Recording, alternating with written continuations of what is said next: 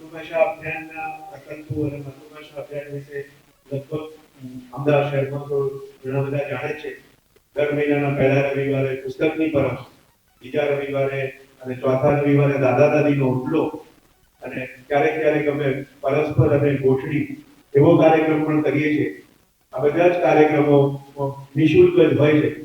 બાળ સાહિત્ય શનિ સભા કે જેમાં બાળકોનું સાહિત્ય કઈ રીતે લખવું જોઈએ એના માટેની પણ દર શનિવારે શિબિર ચાલતી હોય છે. એટલે એ બધામાં અમદાવાદના લોકોનો બહુ સાથ સહકાર મળે છે, જેના કારણે પ્રવૃત્તિ વધારે સારી રીતે થઈ શકે છે. હમણાં અમે બાલ આનંદ નામનું સામાયિક પણ સ્ટાર્ટ કર્યું છે કે જે દ્વિમાસિક છે અને એનું પણ સામાન્ય રવાજો રાખી ભાષાની વાત બાળકો સુધી પહોંચે એ માટે આ સામાયિક બહાર પડે છે.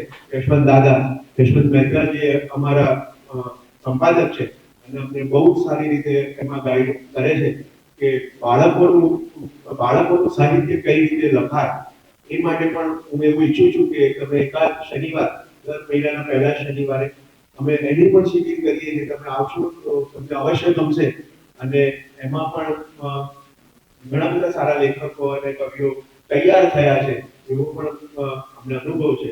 એટલે એ રીતે બી માતૃભાષા અભિયાન બહુ સારું કામ કરે છે. હવે વધારે કઈ સમય ન લઈએ. રઈસભાઈ એવું કહ્યું કે મારો પરિચય ટૂંકમાં આપજો, એટલે મેં એવું કહ્યું કે તમને બધા ઓળખે જ છે, આપણે 1 મિનિટે બચાવી લઈએ. એટલે હવે રઈસભાઈને જ માઇક આપીશ.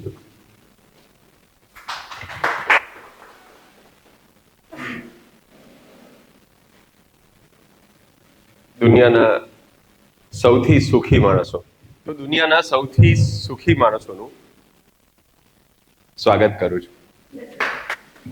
હવે દુનિયાના સૌથી સુખી કેમ? સોમવારની સવારે શાંતિથી 9 વાગે આવે અને કાર્યક્રમ 9:30 શરૂ થાય, શાંતિથી બેસે, ક્યારે પૂરો થશે એની ચિંતા ન કરે.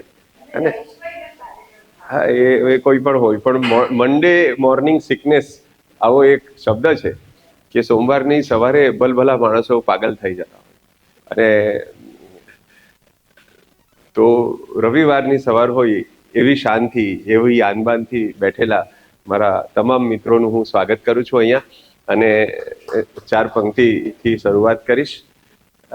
માતૃભાષા અભિયાન જે મિત્રો ચલાવી રહ્યા છે એના સંખ્યાબંધ વોલેન્ટિયર્સ છે. આપણે સમજીએ છીએ કે આપ સૌ આવ્યા છો, આપ એમની પ્રવૃત્તિથી માહિતગાર છો.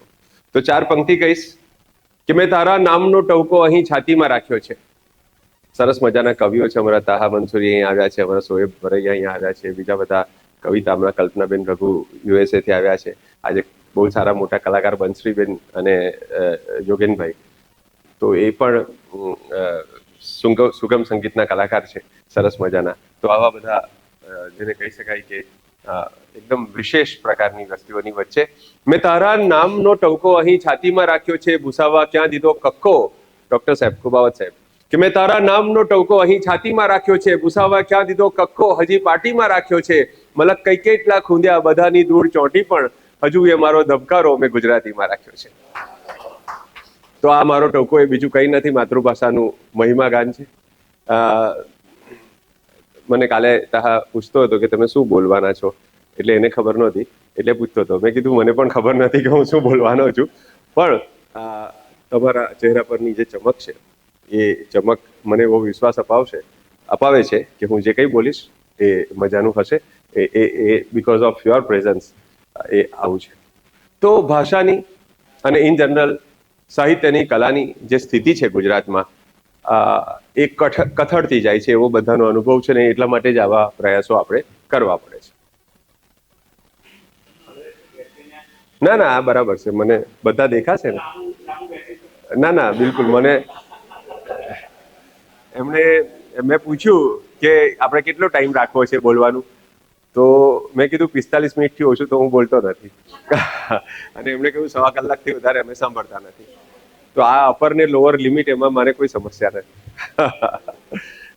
જી. તો આપણે એક ઇન્ફોર્મલ બેઠક જેવું રાખીશું. કોઈ બહુ જ જે રીતે ભાઈએ વચ્ચે મને રોક્યો એવી રીતે આપ રોકશો તો મને ગમશે, બરાબર? કેમ કે આ કોઈ પ્રવચન નથી અને આ કોઈ ગોઠવી જે શબ્દ છે અને પરસ્પર જે શબ્દ છે એને આપણે મગજમાં રાખીને પધારો. તો છેલ્લા 3-4 દાયકામાં જે સ્થિતિ થઈ એના કારણો છે. એ કારણોમાં આપણે નહીં પડીએ આપણે, પણ જે સ્થિતિ છે તે આવી છે કે અમારું જે ઓડિયન્સ છે એ ઓડિયન્સ ઓજસ્વી અને તેજસ્વી થઈ ગયું ધીરે ધીરે. ઓજસ્વી એટલે સફેદ વાળવાળા અને તેજસ્વી એટલે તો આવું ઓડિયન્સ ધીરે ધીરે થઈ ગયું, કેમ કે નવી પેઢી છે એ લગભગ વિમુખ થવા લાગી. હવે આના કારણો છે, મેં કહ્યું તેમ. તો મેં 4 પંક્તિ લખી છે કે જ્યાં સ્નાન કરવા ઉતર્યો બિલકુલ સૂકી નદી છે. ભાષાના, સાહિત્યના, સુગમ સંગીતના કાર્યક્રમો હોય કે જ્યાં સ્નાન કરવા ઉતર્યો બિલકુલ સૂકી નદી છે, એ લુપ્ત થઈ ચૂકી છે, એ તો સરસ્વતી છે. સરસ્વતી એટલે સરસ્વતી નદી જે લુપ્ત થઈ ગઈ, અને સરસ્વતી એટલે શારદા માતા જે સાહિત્યની, કલાની, સંગીતની દેવી છે. કે જ્યાં સ્નાન કરવા ઉતર્યો બિલકુલ સૂકી નદી છે, એ લુપ્ત થઈ ચૂકી છે, એ તો સરસ્વતી છે. કે વસ્ત્રાહરણનું સાહસ ને એકલો દુશાસન. કે વસ્ત્રાહરણનું, ભાષાનું, કલાનું, સંસ્કારનું વસ્ત્રાહરણનું સાહસ ને એકલો દુશાસન. અરે કઈ કેટલાની એમાં નિશબ્દ સંમતિ છે, કે કઈ કેટલાની એમાં નિશબ્દ સંમતિ છે. તો આ આપણી આમાં સંમતિ નથી, આપણી હાજરીથી, આપણી ઉપસ્થિતિથી આપણે પુરવાર કર્યું છે. અને આ જે કામ છે, પ્રિય શાયર રાહત ઇન્દોરી કહી ગયા છે, કામ શું છે ને શું કરવાનું છે આપણે. કે ન હમ સફર ન કોઈ હમ નશી સે નિકલેગા, न हम सफर न कोई हम नशी से निकलेगा, हमारे पांव का कांटा हमी से निकलेगा, हमारे पांव का कांटा हमी से निकलेगा. એટલે આ પગનો જે કાંટો છે, આળસનો, પ્રમાદનો, જે ચાલી રહ્યું છે એને ચાલવા દેવું, એ પ્રકારનો જે કાંટો છે એ આપણે જાતે કાઢવાનો છે. થોડાક પ્રયાસો આપણે બધાએ આપણા સ્તરે કરવાના છે. પછી આપણી માતૃભાષા એટલી તાકાતવર છે, આપણી માતૃભાષા એટલી માતબર છે કે એને બીજા કોઈ ટેકાની જરૂર નથી, પણ થોડા નાના પ્રોએક્ટિવ પ્રયાસો આપણે કરવાના છે. તો આજે ભાવિનભાઈ શેઠ અને ભાવિનભાઈ ઉપાધ્યાય એટલે ભાવિન સ્ક્વેર ના સૌજન્યથી આપણે ભેગા મળ્યા છે. ભાવિનભાઈ શેઠ એટલે જે માતૃભાષા પોતાના જીવનનો ધર્મ બનાવીને જીવે છે, અને ભાવિન ઉપાધ્યાય એવા પ્રેમાળ છે કે આ પેન્ટ હાઉસ એમની જે વિશાળ જગ્યા છે એ જગ્યા આવા કાર્યક્રમો માટે હંમેશા એ ઓફર કરતા હોય છે. તો એ બંનેને, અને ઋષિભાઈ, ખાસ કરીને ઋષિ પંડ્યા, તો એ પણ આ આયોજનમાં ખૂબ સરસ રીતે સંકળાયેલા છે. બીજા મિત્રો પણ હશે. તો આજે ભાવિનભાઈએ મને ચણાના ઝાડ પર ચડાવ્યો છે કે એમને પરિચયની જરૂર નથી અને બધા ઓળખે છે એમ કહીને. તો હું મોંમાં મગ નહીં ભરી રાખું, થોડા વટાણા વેરવાનો પ્રયાસ કરીશ. તો તમે જોયું કે મેં 3 વાક્ય વાપર્યા કે મને ચણાના ઝાડ પર ચડાવ્યો છે, હું મોંમાં મગ નહીં ભરી રાખું, અને હું વટાણા વેરવાનો પ્રયાસ કરીશ. હવે આપણી ગુજરાતી ભાષા ચણાના ઝાડ પર ચડાવવું, મોંમાં મગ ભરી રાખવા અને વટાણા વેરી રાખવા. તો મને આ બોલતાની સાથે એવો વિચાર આવ્યો કે કેટલી બધી ખાવાની વસ્તુઓ છે, ઇટેબલ્સ છે, કે જેને આપણે ભાષાના એક એક્સપ્રેશન તરીકે યુઝ કરીએ છીએ. શેક્યો પાપડ ના ભાંગે, બરાબર? આનાથી શેક્યો પાપડ નહીં ભાંગે. ખાખરાની ખિસકોલી સાકરનો સ્વાદ નહીં જાણે. બોલો હવે તમારો હારો છે. હસવું ને લોટ પાકો, એ તો આવી ગયું. બીજું? હા, સરસ. પણ બોલે એના બોર વેચાય. સર ના, આપણે ફૂડ આવવું જોઈએ, ફૂડ આઈટમ આવી જોઈએ. દૂધનો દાજેલો છાશ ફૂકીને પીવે છે, દાળ નહીં ઘડી. હા, બોલે તે 2 ખાઈ. હા, લાડવા. હા, સમજો, એટલે એને વધારે મળે. હા, બાકી હું સમજો લાફો એમ. ઘણી વાર એવું પણ થાય. અને હજુ ઘણી બધી વસ્તુ છે. કોણી શબ્દ સાથે કહેવત છે. હા, કોણી પર ગોળ લગાડવો, એટલે કોઈ તમને એવી લાલચ આપે કે અહીંયા હોય પણ ખાઈ ના શકો. પારકા ભાણે લાડુ, પછી મગજમાં રાઈ, બરાબર? રાઈ પછી મગજની મેથી ના મારો. પછી હા ને, ભાષાની મજા ક્યાં છે? હા, ભેજાનું દહીં ના કરો, ભેજાનું દહીં ના કરો. તલમાં તેલ નથી, ગોળ વિના મોળો કંસાર, બરાબર? ભાષાની તાકાત શું છે? કે કોઈ વિદ્વાન માણસ બોલે એમાં ભાષાની સમૃદ્ધિ નથી. કોઈ શબ્દકોશોમાંથી કોઈ બહુ જ તત્સમ શબ્દ શોધી લાવે અને ભાષાનો શણગાર કરે, એમાં ભાષાની મજા નથી. આપણી દાદીઓ, આપણી નાનીઓ જે બોલતી ને, અને એ જે 1 ઘા ને 2 કટકા જેવી ભાષા હતી, એની મજા છે. એટલે આપણે એ સમૃદ્ધિને સમજવાની છે. તમે કોઈ પંડિત માણસ ચાલવા જાય તો એ વોક કરીને આવે અથવા પર્વત પર થોડું ચડીને આવે તો એ એમ કહેશે કે મારી શારીરિક ક્ષમતાની અપેક્ષાએ આ માર્ગની કઠિનતા થોડી વધારે હતી, તેથી અનુભવ વિપરીત રહ્યો. બરાબર? આવું બોલે એ કોઈને ખબર ના પડે કે આ ભાઈ શું બોલ્યા. એની વાઈફ જે ઓછું ભણેલી હોય તે એમ કહેશે ટાટિયાની કડી થઈ. અમને બહુ શોખ ડુંગરા ચડવાનો. તો આ ડુંગરા ચડવાનો શોખ ને ટાટિયાની કડી થઈ ગઈ ટૂંકાણમાં એણે વધારે અસરકારક રીતે વાત કરી દીધી. તો ભાષા છે એ કમ્યુનિકેશન માટે છે અને કમ્યુનિકેશનને રસિક જે રીતે બનાવી શકાય, એટલે અત્યારે ભાષા મરી જશે કે ભાષા રહેશે નહીં એ મને ચિંતા નથી. મને ચિંતા એ છે કે ભાષાની જે સમૃદ્ધિ છે, ભાષાની જે મજા છે, એને આપણે કઈ રીતે પુનર્જીવિત કરીએ. આપણે જેમ કુવાઓ રિચાર્જ કરીએ છીએ, આપણે જેમ નદીઓને એ કરીએ છીએ, રિચાર્જ કરીએ છીએ, તો એવી રીતે મને એમ લાગે છે કે કોશિશ આપણે એ કરવાની છે કે આજની યંગ જનરેશન છે, not only in India, Ahmedabad કે મુંબઈ જેવા શહેરમાં તો ખરું જ ખરું, વિદેશમાં પણ એ લોકોને બોલચાલ જેટલી ભાષા આવડે છે ગુજરાતી. આવ્યો ગયો લીધું મૂક્યું આટલું આવડે છે એ લોકોને વ્યવહારના, પણ એ લોકો ધીરે ધીરે પોતાનો શબ્દ ભંડોળ ઘટાડતા જાય કે કામ પૂરતું દાદા સાથે ગુજરાતી બોલશે, મમ્મી પપ્પા પાછા ગુજરાતી બહુ ઉત્સાહી હોય, પોતે ઇંગ્લિશ શીખી લે એટલે એ ઇંગ્લિશમાં બોલતા થઈ જાય. એ લોકોને એવું સમજાય કે આને જો ગુજરાતીમાં જ બોલાવીશું તો એને ઇંગ્લિશ મગજમાં પ્રોસેસિંગ લેંગ્વેજ બનશે નહીં. એવું હોતું નથી, પણ આપણે એ અર્થ કાઢ્યો છે. છાસ લેવા જવું દોણી સંટાળવી, સૂંઠના ગાંગડે ગાંધી ના થવાય, પાપડી ભેગી ઈયળ બફાઈ જાય, દાળમાં કંઈ કાળું છે, આખું કોળું શાકમાં. આ બધી કહેવતો તમે, આ તો મેં એક જ ઉદાહરણ આપ્યું. તમે ખાલી પાણી શબ્દ લો, પાણી શબ્દ, બરાબર, પાણી વોટર પીવા માટે છે, જીવનની એક જરૂરિયાત છે. ભાષામાં પાણી, એ પાણી નથી, પાણી મપાઈ ગયું, કામ પર પાણી ફરી ગયું, મહેનત પાણીમાં ગઈ, પાણી પહેલા પાળ બાંધી. બોલો, હજુ છે, હજુ ઘણા બધા છે. બોલો, પાણીમાં બેસી ગયા, પાણી થઈ ગયો, પાણીમાંથી પોરા કાઢવા, હજુ છે ઘણું. તો તમે જુઓ કે એક પાણી શબ્દ છે જે સામાન્ય માણસ માટે પાણી એ પીવાની વસ્તુ છે, પણ આપણી ભાષા આપણા જીવનની કેટલી બધી વસ્તુ માત્ર પાણી શબ્દના ઉપયોગથી એક્સપ્રેસ કરે છે. કમનસીબે મુંબઈ જેવા શહેરમાં નવી જનરેશનના છોકરાઓને આમાંથી એકે શબ્દનો અર્થ ખબર નથી. આંખે પાણી આવી ગયા, કેટલી બધી વસ્તુ છે, બરાબર ને, પાણી બતાવ્યું એને, બરાબર. તો એન્ડલેસ છે, પણ અનફોર્ચ્યુનેટલી કમનસીબે નવી જનરેશનના છોકરાઓ આ બધી વસ્તુથી ધીરે ધીરે વિમુખ, એ લોકો જરૂર પૂરતી મિનિમલિસ્ટિક થઈ ગયા છે. ગુજરાતીનો ઉપયોગ કરવા બાબતે ક્રિયાપદો આવડે છે ખાલી, શબ્દો તો ઇંગ્લિશ ચાલી જાય છે, ખાલી ક્રિયાપદો એમણે વાપરવાના છે. તો આ રીતે ભાષાની સમૃદ્ધિ ધીરે ધીરે નાશ પામી રહી છે. મને એમ લાગે છે કે વર્ષોથી હું સ્કૂલોમાં કાર્યક્રમો કરું છું, કોલેજમાં કાર્યક્રમો કરું છું. છોકરાઓ ભલે ભણે છે અંગ્રેજીમાં, પણ એક તો આપણી ભારતીય જે માનસ છે, ભારતીય માનસનું જે બંધારણ છે અને આપણી જે અભિવ્યક્તિઓ છે, એ અભિવ્યક્તિઓ અંગ્રેજીમાં પૂરેપૂરી રીતે વ્યક્ત થઈ શકતી નથી એવું મને લાગે છે. અને ક્યાંક ને ક્યાંક આ બધા છોકરાઓએ પોતાની સર્જકતા માટે હિન્દી કે ગુજરાતી તરફ પાછા આવવું પડે છે.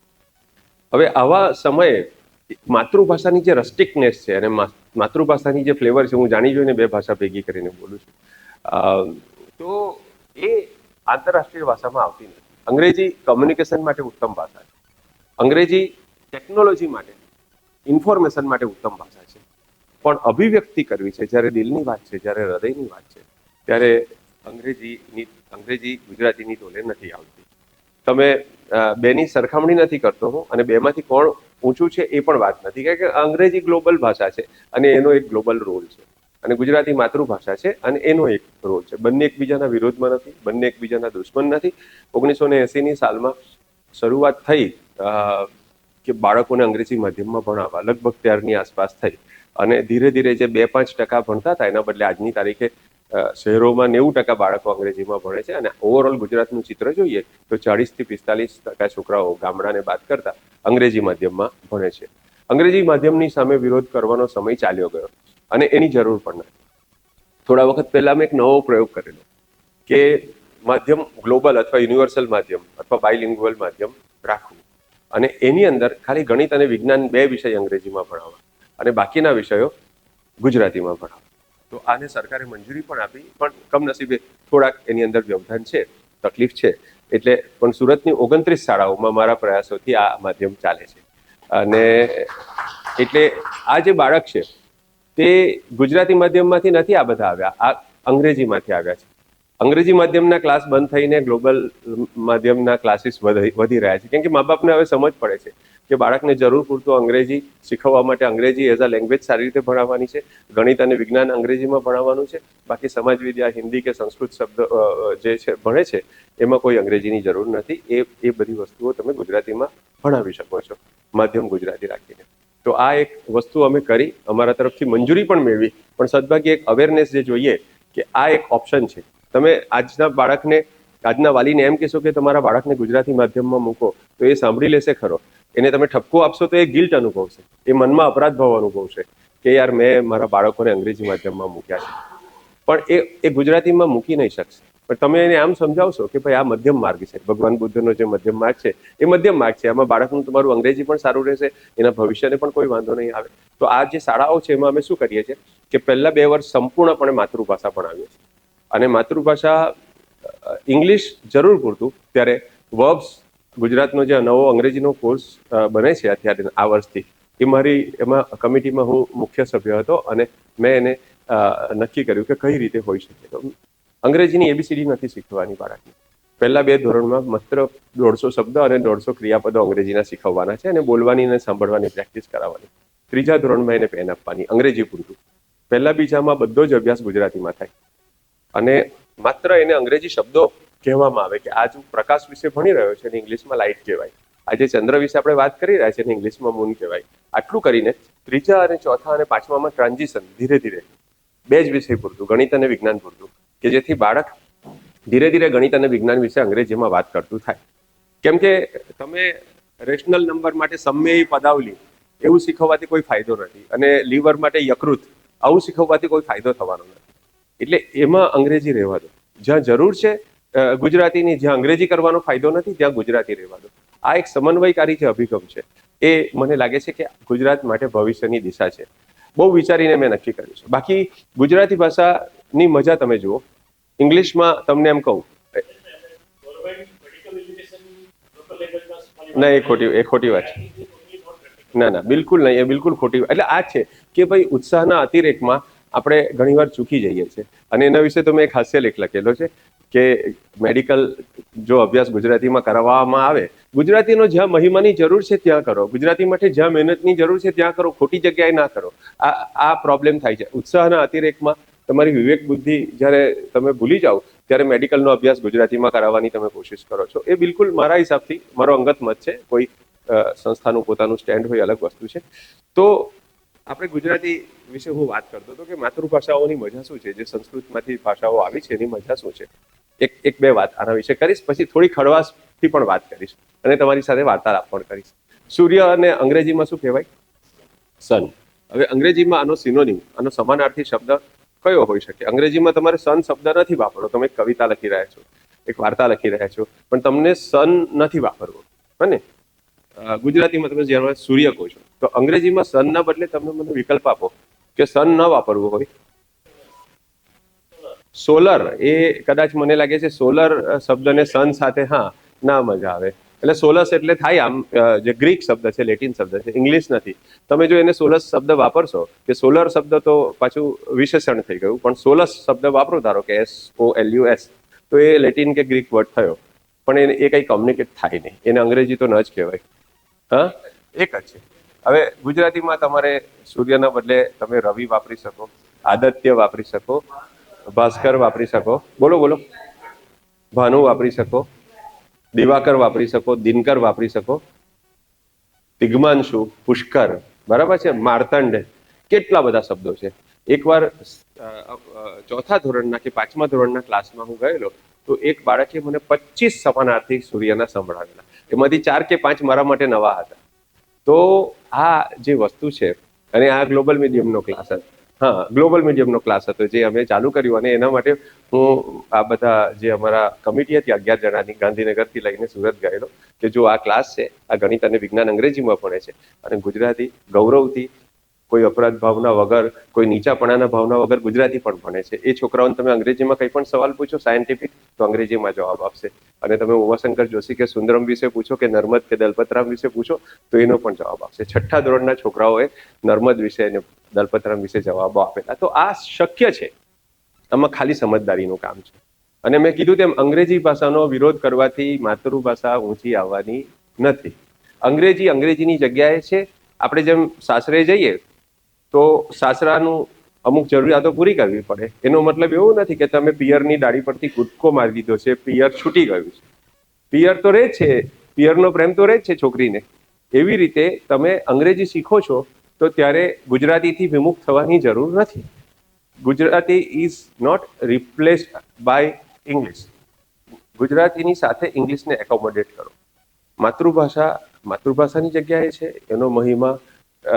હવે પાણીની આપણે વાત કરતા હતા. પાણી માટે ઇંગ્લિશમાં શબ્દ છે વોટર, અને તમે કહેશો એક્વા, બરાબર, જે ગ્રીક લેટિન વર્ડ છે. હવે ત્રીજો બોલો કોઈ.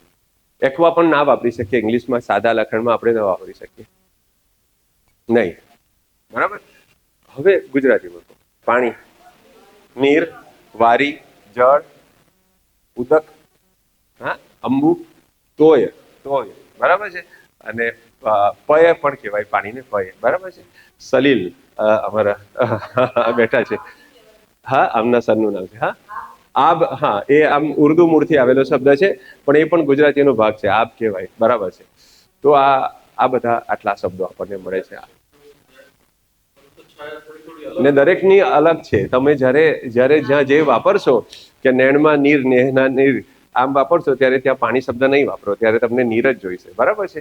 તો આ જે મજા છે, એવી જ રીતે આંખ માટે તમને જ્યાં નયન શબ્દ વાપરશો ત્યાં નયન વાપરશો, જ્યાં નેણ વાપરવું હશે ત્યાં તમે નેણ વાપરશો, બરાબર. નેહ વિના નયન તો એ અલગ ભાષા થઈ, નેહ વિના નેણ એ અલગ ભાષા થઈ. લોચન, ચક્ષુ, દ્રગ, નેત્ર, બરાબર, કે ત્રીજું નેત્ર. તો હવે આ આંખ જ છે, પણ એ નેત્રની મજા અલગ છે. એમાં ત્રીજી આંખ બોલીએ તો ત્યાં ના ચાલે, એ ત્રીજું નેત્ર જ બોલવું પડે. તો આ બધા ઓપ્શન્સ, આ બધા વિકલ્પો જે ભાષા આપણને આપે છે, એ ભાષા કેટલી સમૃદ્ધ છે એ વિચારો. બીજું મારે નાનકડી વાત એ કરવાની કે ભાષા છે ને એ માત્ર કોમ્યુનિકેશન માટે નથી. ભાષા આપણે સંવાદ માટે ઉપયોગ કરીએ છીએ, ભાષા માત્ર સંવાદ માટે નથી. તમે કમ્પ્યુટર વાપરો તો કોમ્પ્યુટરનું એક સીપીયુ હોય, અને સીપીયુની એક પ્રોસેસિંગ લેંગ્વેજ હોય, બરાબર. તો એ લેંગ્વેજથી જ એ ચાલે. વિન્ડોઝ હોય તો એ વિન્ડોઝથી ચાલે, મેક હોય એ મેકથી ચાલે. મેક જ સમજે એપલનું, અને વિન્ડોઝ છે એ વિન્ડોઝ સમજે.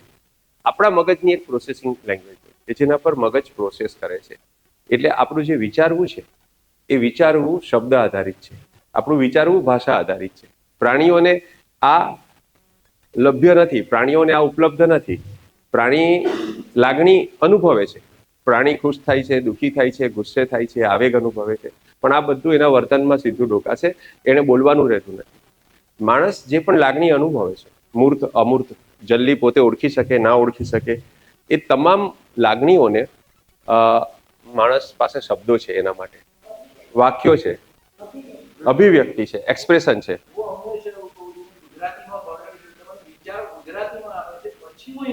બરાબર છે. એટલે પ્રોસેસિંગ તમારું ગુજરાતીમાં ના થાય, અને પ્રોસેસિંગ માટેની તમારી ભાષા ગરબડ હોય, ક્યારેક વિન્ડોઝ ચાલે ને ક્યારેક મેક ચાલે, તો અંતિમ રિઝલ્ટમાં એક પ્રોગ્રામ તમારું કમ્પ્યુટર ક્રેશ થઈ જશે, બરાબર. એનું એક એક્ઝામ્પલ તમને હું આપીશ, હમણાં જ આપીશ કે શું થયું છે આજના યુવાનની સાથે શું થયું છે એની વાત કરું છું. તો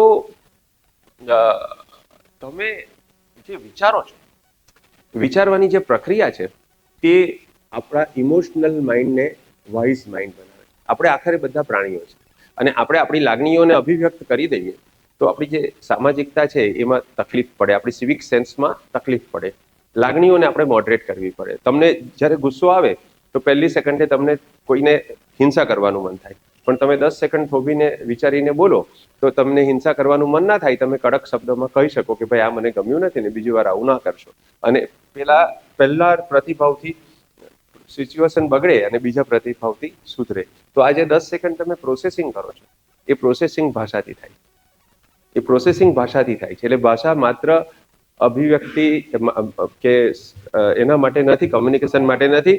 ભાષા આપણી લાગણીઓને ડીલ કરે છે, ભાષા આપણી લાગણીઓને મોડિફાઈ કરે છે, અને ભાષા આપણી લાગણીઓને હકારાત્મક, વધારે સમતોલ બનાવે છે. એટલે જો ભાષા તમારી પાસે સારી ના હોય તો તમે ઇમોશનલી ડિસ્ટર્બ હોવાની સંભાવના વધારે થઈ જાય. અને ભાષા જો તમારા વિચારોને અને તમારી લાગણીને, એટલે કે તમારા જેને આપણે કહીએ બુદ્ધિ, ઇન્ટેલેક્ટ અને તમારી ફિલિંગ્સ, અહેસાસ, આ બેને જો સમન્વય કરી શકે ભાષા, તો તમે વ્યક્તિ તરીકે પણ એક સ્થિર થઈ શકો. આ વસ્તુ એક જ છે બધું. એ કોઈ અલગ અલગ નથી. અને હા, હું જવાબ આપીશ કે સાહિત્ય, ડોક્ટરી છે ને, ડોક્ટરી એ મારી પત્ની છે અને સાહિત્ય છે એ મારી પ્રેમિકા છે. હવે સમજાવવાનું હોય ને કે પત્ની અને પ્રેમિકા બંને જીવનમાં હોય તો બેની વચ્ચે કેવી રીતે ટાઈમ મેનેજ કરવું, એ કોઈ આપણા ભારતીય કે ઇવન કોઈ પણ માણસને સમજાવવાનું હોય નહીં. એકને માટે સમય કાઢવો પડે અને એકને માટે સમય ચોરવો પડે. જી જી હા હા હા. એટલે એ અલ્ટિમેટલી જે છેલ્લે જે સ્વરૂપ આવે, ભલે તમે પ્રોસેસમાં કંઈ પણ કરો, પણ છેલ્લું જે સ્વરૂપ આવે એ સ્વરૂપ છે એ આપણી ભાષાનું ગૌરવ વધારનારું હોય તો સારું છે. તો એની નવી પેઢીની ટીકા નથી. નવી પેઢી બહુ ટેલેન્ટેડ છે, બહુ ટેલેન્ટેડ છે. પણ આપણી એક જે ભૂલ થઈ 20, 25, 30 વર્ષ સુધી સળંગ આપણે ભૂલ કરી. હવે સમજતા થયા છે. હવે મા બાપને ખબર પડે છે કે ગુજરાતી પ્રત્યે પૂર્વગ્રહ રાખવાથી, ગુજરાતી બોલવા વિશે લઘુતા ગ્રંથિ રાખવાથી કોઈ ફાયદો નથી. અને બંને વસ્તુઓ છે.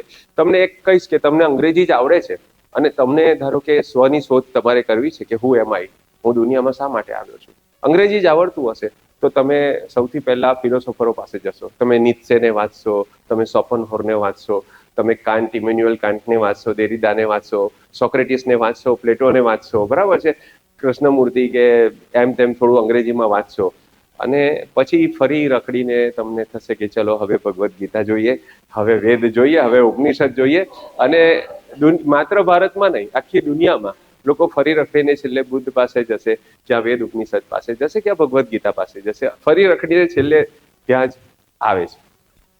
તો મારો કહેવાનો અર્થ એ છે કે બહુ લાંબો, બરાબર, એના માટે એક શબ્દ છે કે વાયા વિરમગામ, એમ કે એવી રીતે આપણે ભારતીયતા તરફ પાછા વળીએ છીએ.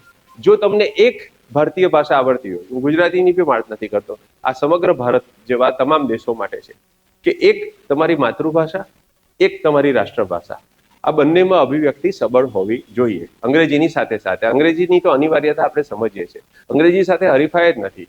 પણ બાળકને સ્કૂલમાં નહીં, પણ માતૃભાષાનો રસિક અનુભવ, બાળકને ગીતો છે, નાટકો છે, આવા કાર્યક્રમો છે, આવા સંવાદો છે, એ શાળાઓમાં યોજાય. કવિઓ, કલાકારો જાગૃત થાય, સમાજ પ્રત્યેની પોતાની જે ફરજ છે, હું જ્યાં જ્યાં કાર્યક્રમ હોય મારો, જે શહેરમાં કાર્યક્રમ હોય એ શહેરમાં રાતનો મારો કાર્યક્રમ પ્રોફેશનલ હોય, એમાં આઈ ગેટ પેઇડ. અને બીજા દિવસે સવારે હું જે કાર્યક્રમ કરું છું એ ફ્રી ઓફ ચાર્જ હોય. અને એ કાર્યક્રમ સ્કૂલમાં હોય. દરેક જગ્યાએ જઈને કરું છું. જ્યાં પણ મને તક મળે ત્યાં હું સવારે, હમણાં થોડા દિવસ પહેલા ટંકારિયા નામના નાના શહેરમાં મારો કાર્યક્રમ હતો, એટલે મેં વાત કરી કે મારી સવારે 10 વાગ્યાની ટ્રેન છે, સ્કૂલ તમારી 8 વાગે ખુલી જાય છે, મને 1 કલાક બાળકો સાથે વાત કરવા દો. અને એ આવી જ રીતે ગોઠવ્યું તો 800 બાળકો સાથે હું ભાષા વિશે વાત કરી શકું. તો આ જે વસ્તુ છે એ કવિઓની પણ ફરજ છે કે સંવાદ સાથે ધ્યાનમાં ઓજસ્વી તેજસ્વીને તો રાખવાના જ છે, એમના માટે જ આપણું જીવન છે. પણ આ જે બાળકો છે એ બાળકો ભાષાની નજીક આવે, ભાષાનો રસિક અનુભવ થાય. કક્કો શીખવવાથી બાળક, વિદેશના બાળકને કે મુંબઈના બાળકને કે અમદાવાદમાં ઇન્ટરનેશનલ બોર્ડમાં ભણેલા બાળકને કક્કો શીખવવાથી ગુજરાતી પર એને પ્રેમ નથી આવવાનો, ધિક્કાર આવશે. જબરજસ્તીથી શીખવવાથી એને પ્રેમ નથી આવવાનો, ધિક્કાર આવશે. એને પહેલો પરિચય ભાષાની રસિકતાનો કરવાનો. અંગ્રેજીમાં એને જે નથી મળતું, જે શક્ય જ નથી મેળવવાનું, કેમ કે આપણું કલ્ચર નથી, તો આપણી વાતો જે છે એને અંગ્રેજીના માધ્યમથી અમુક નહીં જ કહી શકીએ. તો તમે ગુજરાતી ભાષાનો રસિક અનુભવ બાળકને નાની ઉંમરે કરાવશો, એના માટે અમારી કવિઓની, કલાકારોની પણ બધાની જવાબદારી બને છે. તો આજની નવી પેઢી અંગ્રેજીમાં અભિવ્યક્ત થતા હજુ શીખી નથી. એને અંગ્રેજી કામ ચલાવવા જ આવડે છે, અંગ્રેજી કામ ચલાવવા જ આવડે છે. અંગ્રેજીમાં કવિતા લખી શકે, અંગ્રેજીમાં સાહિત્ય સર્જી શકે એટલી અપવાદ રૂપે ક્ષમતા હશે. 95-98% લોકોની એક ક્ષમતા નથી કે પોતાના દિલની વાત અંગ્રેજીમાં કહી શકે. અને હવે ગુજરાતીમાં અભિવ્યક્તિ પહેલા કરી શકતા હતા, હવે નથી કરી શકતા.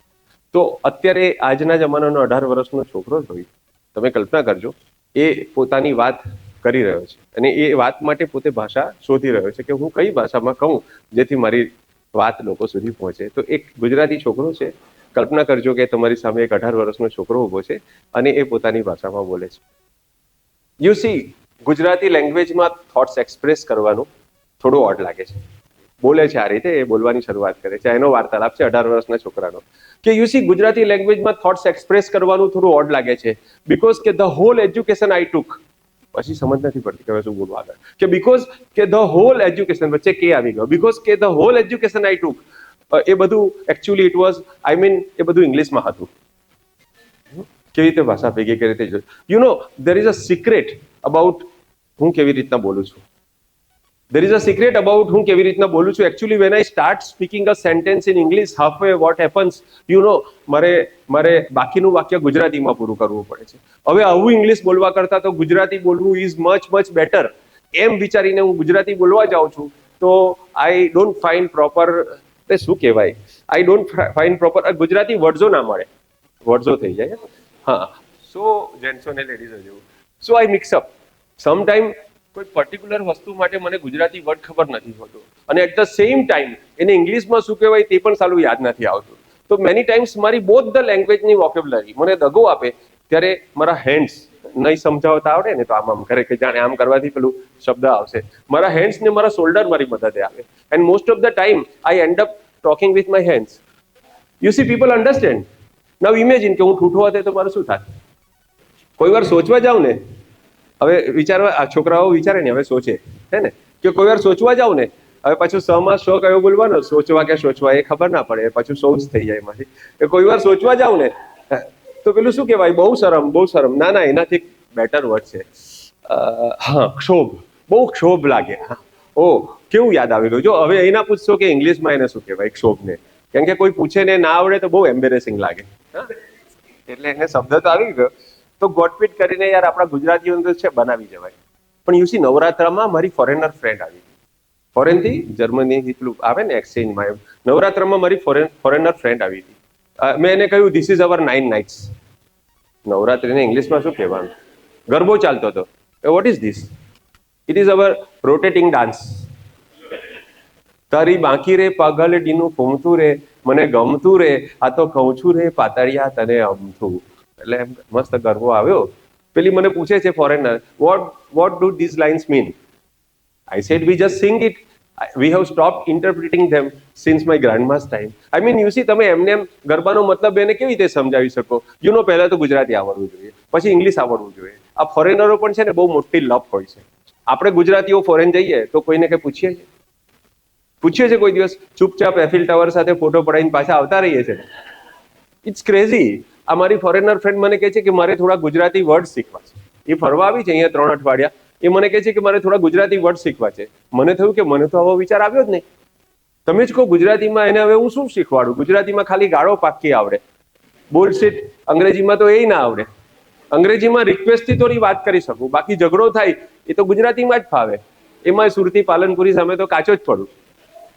અમદાવાદી કહે છે. તો મારા દાદા કહે છે, મારી દાદી કહે છે મારા માટે કે બાવાના બે બગડ્યા. હા, now don't ask me what it means. હવે સી સમટાઈમ્સ શી સેઝ ધોબીનો કૂતરો, ન ઘરનો ન ઘાટનો. નાવ આઈ અન્ડરસ્ટેન્ડ કૂતરો એન્ડ ઘર. નાવ આઈ અન્ડરસ્ટેન્ડ કૂતરો એન્ડ ઘર, બટ આઈ ડોન્ટ અન્ડરસ્ટેન્ડ ધોબી એન્ડ ઘાટ. It seems funny and sarcastic. I told Dadima to explain what is Dhobi and what is Ghat. Hello. So she said, "Paka ghade kaatha na chade." I don't understand even this shit. She said, "Bhais agad Bhagwat." હવે આમાં ભેંસ ક્યાંથી આવી? Bullshit. This stupid languages, the whole bunch of shit. એની માને પૈણે. તો આના વિશે 4 પંક્તિ લખી છે. 4 પંક્તિ તમને સંભળાવીશ કે શું દશા થઈ છે. આપણે બાળકોનો વાંક કાઢી શકાય એમ નથી. બાળકોને આપણે જે પીરસ્યું છે થાળીમાં એ એમણે ખાધું છે. શોધું છું પુત્રમાં ગુજરાતીપણું. શોધું છું પુત્રમાં ગુજરાતીપણું. શું મેં વાવ્યું છે હવે હું શું લણું? કે શું મેં વાવ્યું છે હવે હું શું લણું? આ વસિયત લખી ગુજરાતીમાં. વસિયત એટલે વિલ એમ કહેવું પડે કે આ વસિયત લખી ગુજરાતીમાં. પુત્ર એ વાંચી શકે તો એ ઘણું. પુત્ર એ વાંચી શકે તો એ ઘણું. તો દલપતરામે તો 150 વર્ષ પહેલા એમ કીધેલું કે ચોટામાં લૂંટાણી મહારાણી ગુજરાતી વાણી, કે ચોટામાં લૂંટાણી મહારાણી ગુજરાતી વાણી, જાણી તેનું દુઃખ ઘણો દિલગીર દિલ છું, કહે દલપતરામ રાજા અધિરાજા સુનો, રૂડી ગુજરાતી વાણી રાણીનો વકીલ છું, રૂડી ગુજરાતી વાણીનો વકીલ છું. તો આપણે બધાએ સમજવાનું છે કે આપણે બધા વકીલ છીએ, ભાષાના વકીલ છે, ગુજરાતી વાણીના વકીલ છીએ, અને આપણે કેસને ગૂંચવવાનો નથી, આપણે કેસને ઉકેલવાનો છે. નવી પેઢી સુધી આપણે કઈ રીતે કરી શકાય, એમાં માતૃભાષાનો મહિમા કરવા માટે અંગ્રેજીનો વિરોધ કરવાની, બીજી કોઈ ભાષાનો વિરોધ કરવાની જરૂર નથી. ભાષાઓ ભેગી થાય એનાથી સમૃદ્ધિ જ આવે છે. ગુજરાતી ભાષાના 30% કરતાં વધારે શબ્દો બીજી ભાષાઓમાંથી આવેલા છે. 70% જેટલા શબ્દો સંસ્કૃતમાંથી આવ્યા છે. અમુક તળપદા દેશી શબ્દો છે કે જેનું તમને તત્સમ તત્સમ એટલે જે સંસ્કૃતમાં હોય, ધારો કે હું હસ્ત બોલું, હસ્તલેખન, તો હસ્ત અને લેખન બંને શબ્દો સંસ્કૃતમાં એઝ ઇટ ઇઝ છે, એટલે એને તત્સમ કહેવાય. તદ્ભવ, હસ્તમાંથી હાથ થઈ જાય તો એને તદ્ભવ કહેવાય. બરાબર છે. જેમ પર્વત બોલતા બોલતા પહાડ થઈ જાય તો એને તદ્ભવ કહેવાય. પણ ડુંગર શબ્દ છે એ સંસ્કૃતમાં છે જ નહીં, તો એ ડુંગરને દૈશ્ય શબ્દ કહેવાય, તળપદો શબ્દ કહેવાય. તો ભાષા 3 પ્રકારના શબ્દોથી બને છે, તત્સમ, તદ્ભવ અને દૈશ્ય. તો આ શબ્દોના મૂળ સુધી તમે જાઓ તો તમને ખબર પડે કે કેટલા બધા પોર્ચુગીઝ શબ્દો આપણી ભાષામાં છે, કેટલા બધા ફ્રેન્ચ શબ્દો આપણી ભાષામાં છે, કેટલા બધા ગ્રીક શબ્દો આપણી ભાષામાં છે, કેટલા બધા ઉર્દુ, અરબી શબ્દો, ફારસી શબ્દો આપણી ભાષામાં છે. અને નાની નાની વસ્તુઓમાં આપણને ખબર બી નથી હોતી. હમણાં ઇન્ટરનેટ પર કોઈએ લખ્યું કે સુપ્રત શબ્દનો અર્થ શું થાય, એટલે કોઈએ કીધું કે સારી રીતે પરત કરેલું. બરાબર. હવે એ આમ જોવા જઈએ તો બરાબર છે, પણ સુપ્રત શબ્દ એ ગુજરાતી સંસ્કૃતમાંથી આવેલો શબ્દ નથી, એ ફારસીમાંથી આવેલો શબ્દ છે. સુપુર્દ, ખુદા કે સુપુર્દ એટલે ભગવાનને હવાલે કર્યા તમને.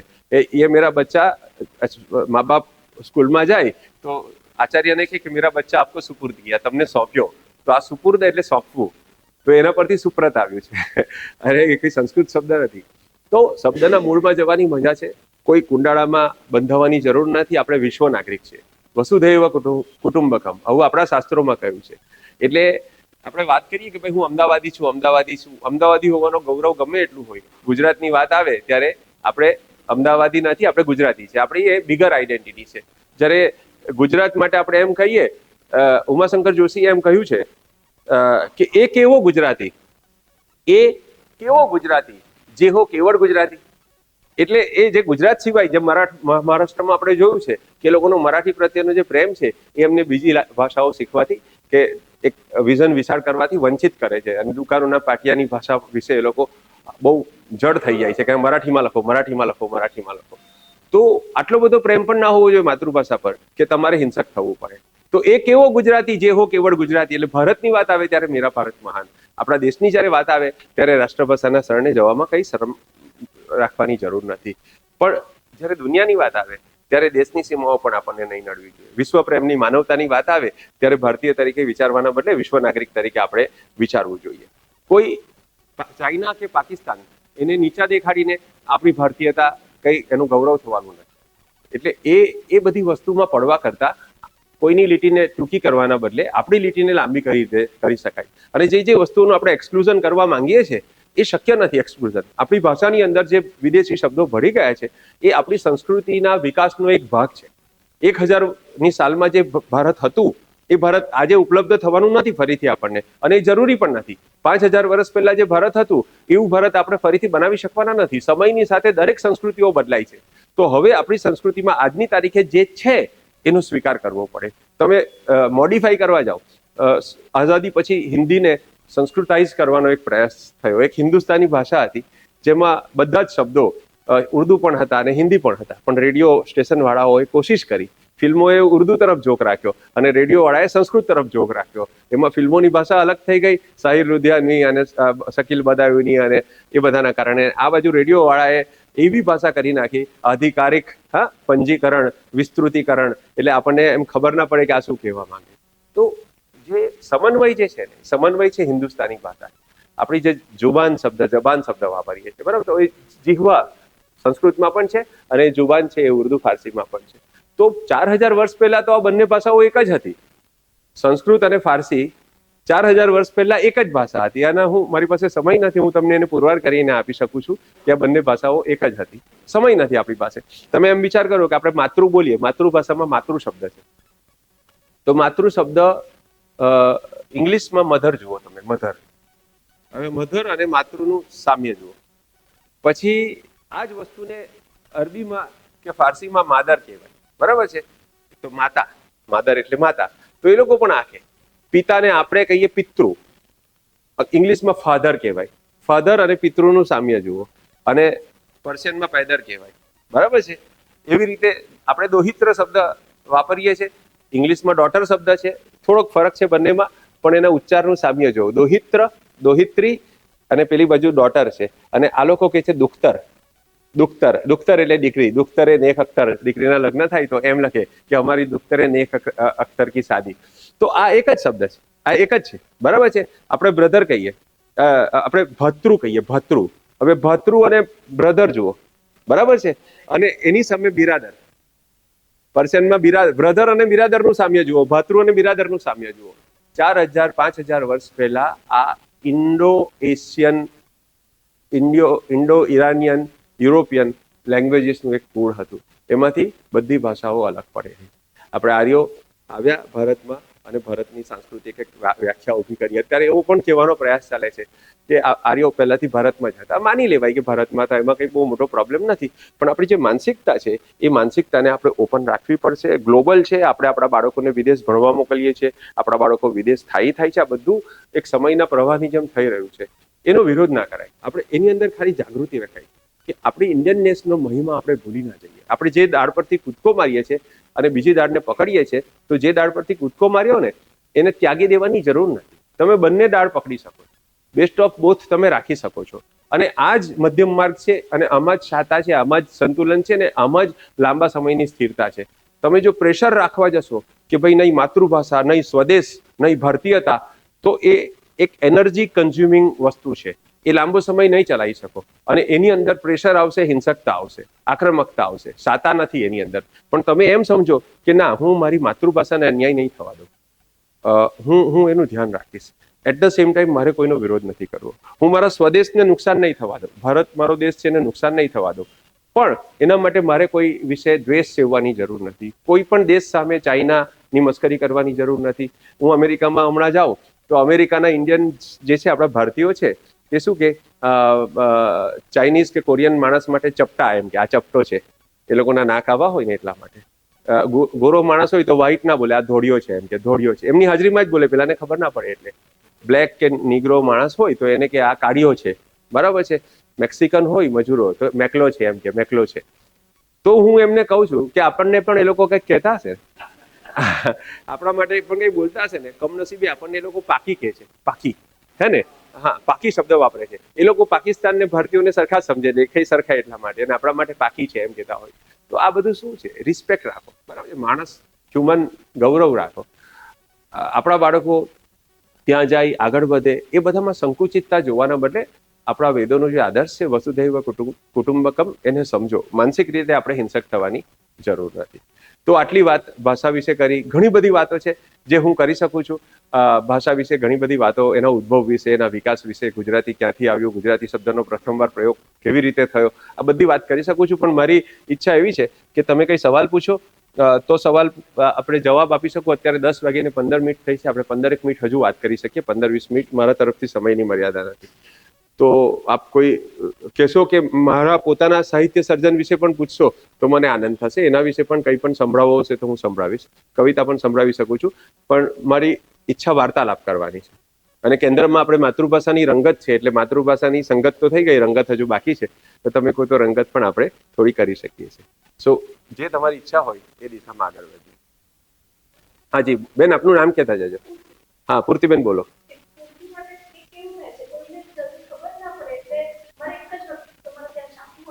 હા હા, ખબર પડે કે છાપાની. શું રસ્તો બતાવો છો? છાપાની પૂર્તિ. Yes, very good.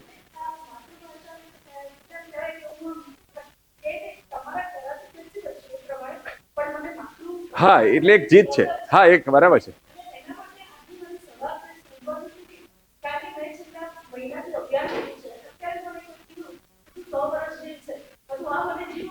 હા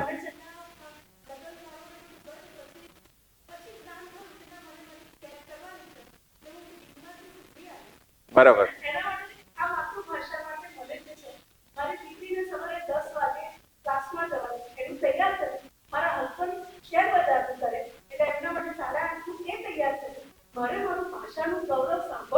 એટલે તમે આવ્યા. Very good, very good. બસ આટલું જ કરવાનું છે, આનાથી વધારે કંઈ કરવાનું નથી. બસ આજ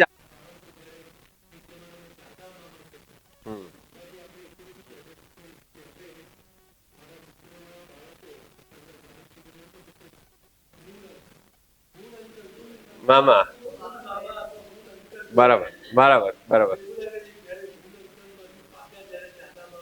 પર આવશે ડેફિનેટલી, ચોક્કસ.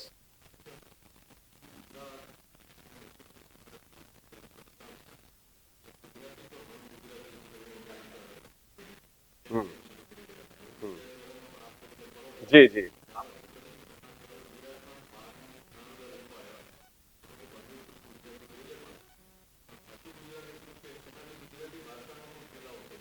હા, એટલે આમાં પણ મધ્યમ માર્ગ જ જોઈએ કે આપણે ગુજરાતીઓ છે ને એટલા બધા સબમિસિવ છે, એટલા બધા શરણાગતિની ભાવના વાળા છે કે તમે કોઈ પણ રેસ્ટોરન્ટમાં જશો, હવે સપોઝ અહીંયા તમને ખબર નથી કે આ વેઇટર છે એ વેઇટર ગુજરાતી છે કે નોન ગુજરાતી છે, બરાબર છે, પણ આપણે એમ 2 કપ ચાય લાના એમ જ કહીશું, 2 કપ ચા લાવ એમ નહીં કહીએ લેતા. ઘણી બધી જગ્યાએ આજે મને જે ભાઈ લેવા આવ્યા તો એને મને ફોન કર્યો અને હિન્દીમાં વાત કરી, તો હું સમજ્યો એમનું નામ રીતેશભાઈ છે. રીતેશ છે ને લગભગ ગુજરાતીમાં જ હોય એમ, રીતેશ આપણું જે નામ છે લગભગ ગુજરાતીમાં જ હોય, એ પણ છતાં ફોન પર એમણે મારી સાથે हिंदी में बात करी कि साहब मैं आ गया हूँ, नीचे हूँ, मेरी ये गाड़ी है, आपको पिकअप करने के लिए सारा मोटा लेखक છે. મેં કીધું તમે મારી તમને આટલી ખબર હતી તો તમે હિન્દીમાં કેમ વાત કરી મારી સાથે? એટલે હિન્દી બોલવા તમે વાંધો નથી, જરૂર છે કે નહીં પહેલા ગુજરાતીમાં કહી જુઓ. એ નૈનીતાલનો હશે તો એ તમને કહેશે કે સાહેબ ગુજરાતી નહીં આતી છે, પણ આપણે ગુજરાતી બોલ કરશું ને તો એને ગુજરાતી આવડશે, એને ફાયદો થશે. બરાબર છે જી.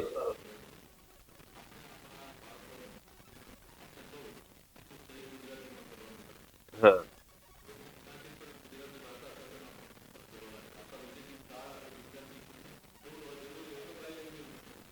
હા, એટલે ટૂંકમાં ગુજરાતી જ્યાંથી બિનજરૂરી રીતે ભૂસાઈ ગયું છે અથવા ભૂસાવા લાગ્યું છે ત્યાંથી આપણે ગુજરાતી ઉમેરી શકીએ. આપણે હોટલનું નામ ચટાકો રાખીએ છીએ પણ પછી ચટાકો લખીએ છીએ ઇંગ્લિશમાં.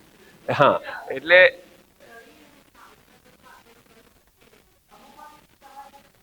હા, એટલે એ તમારો આજકાલ બધાનો બિઝનેસ ગ્લોબલ છે, બરાબર, તો એ જગ્યાએ એ ઘણીવાર સહી તો તમે ગમે તે ભાષામાં કરી શકો, પણ અમુક ડિટેલ જેમ કે ઈમેલ છે, હવે ઈમેલ તમે ગુજરાતીમાં ન જ રાખી શકો, ગમે તે કરો તો એને તમારે અંગ્રેજીમાં જ રાખવો પડે. તો હા, તો એનો જો આપણા કરતા વધારે સમાધાનો અમેરિકા અને મુંબઈના લોકો કરી ચૂક્યા છે, યુકે, વિશ્વભરમાં હું જાઉં છું, એમનો ગુજરાતી ભાષાનો પ્રેમ આપણા કરતા કદાચ વધારે છે. જ્યારે હું કાર્યક્રમો કરું છું લંડનમાં અથવા ન્યુયોર્કમાં અથવા શિકાગોમાં કે આ બધી જગ્યાએ, તો એકવાર કાર્યક્રમ શરૂ થાય ને એટલે એ હોલની બહાર યુએસએ હોય છે પણ એ હોલની અંદર તો ઇન્ડિયા થઈ જાય, ભારત થઈ જાય, બરાબર. તો એ માહોલ આપણને બનાવતા આવડવું જોઈએ.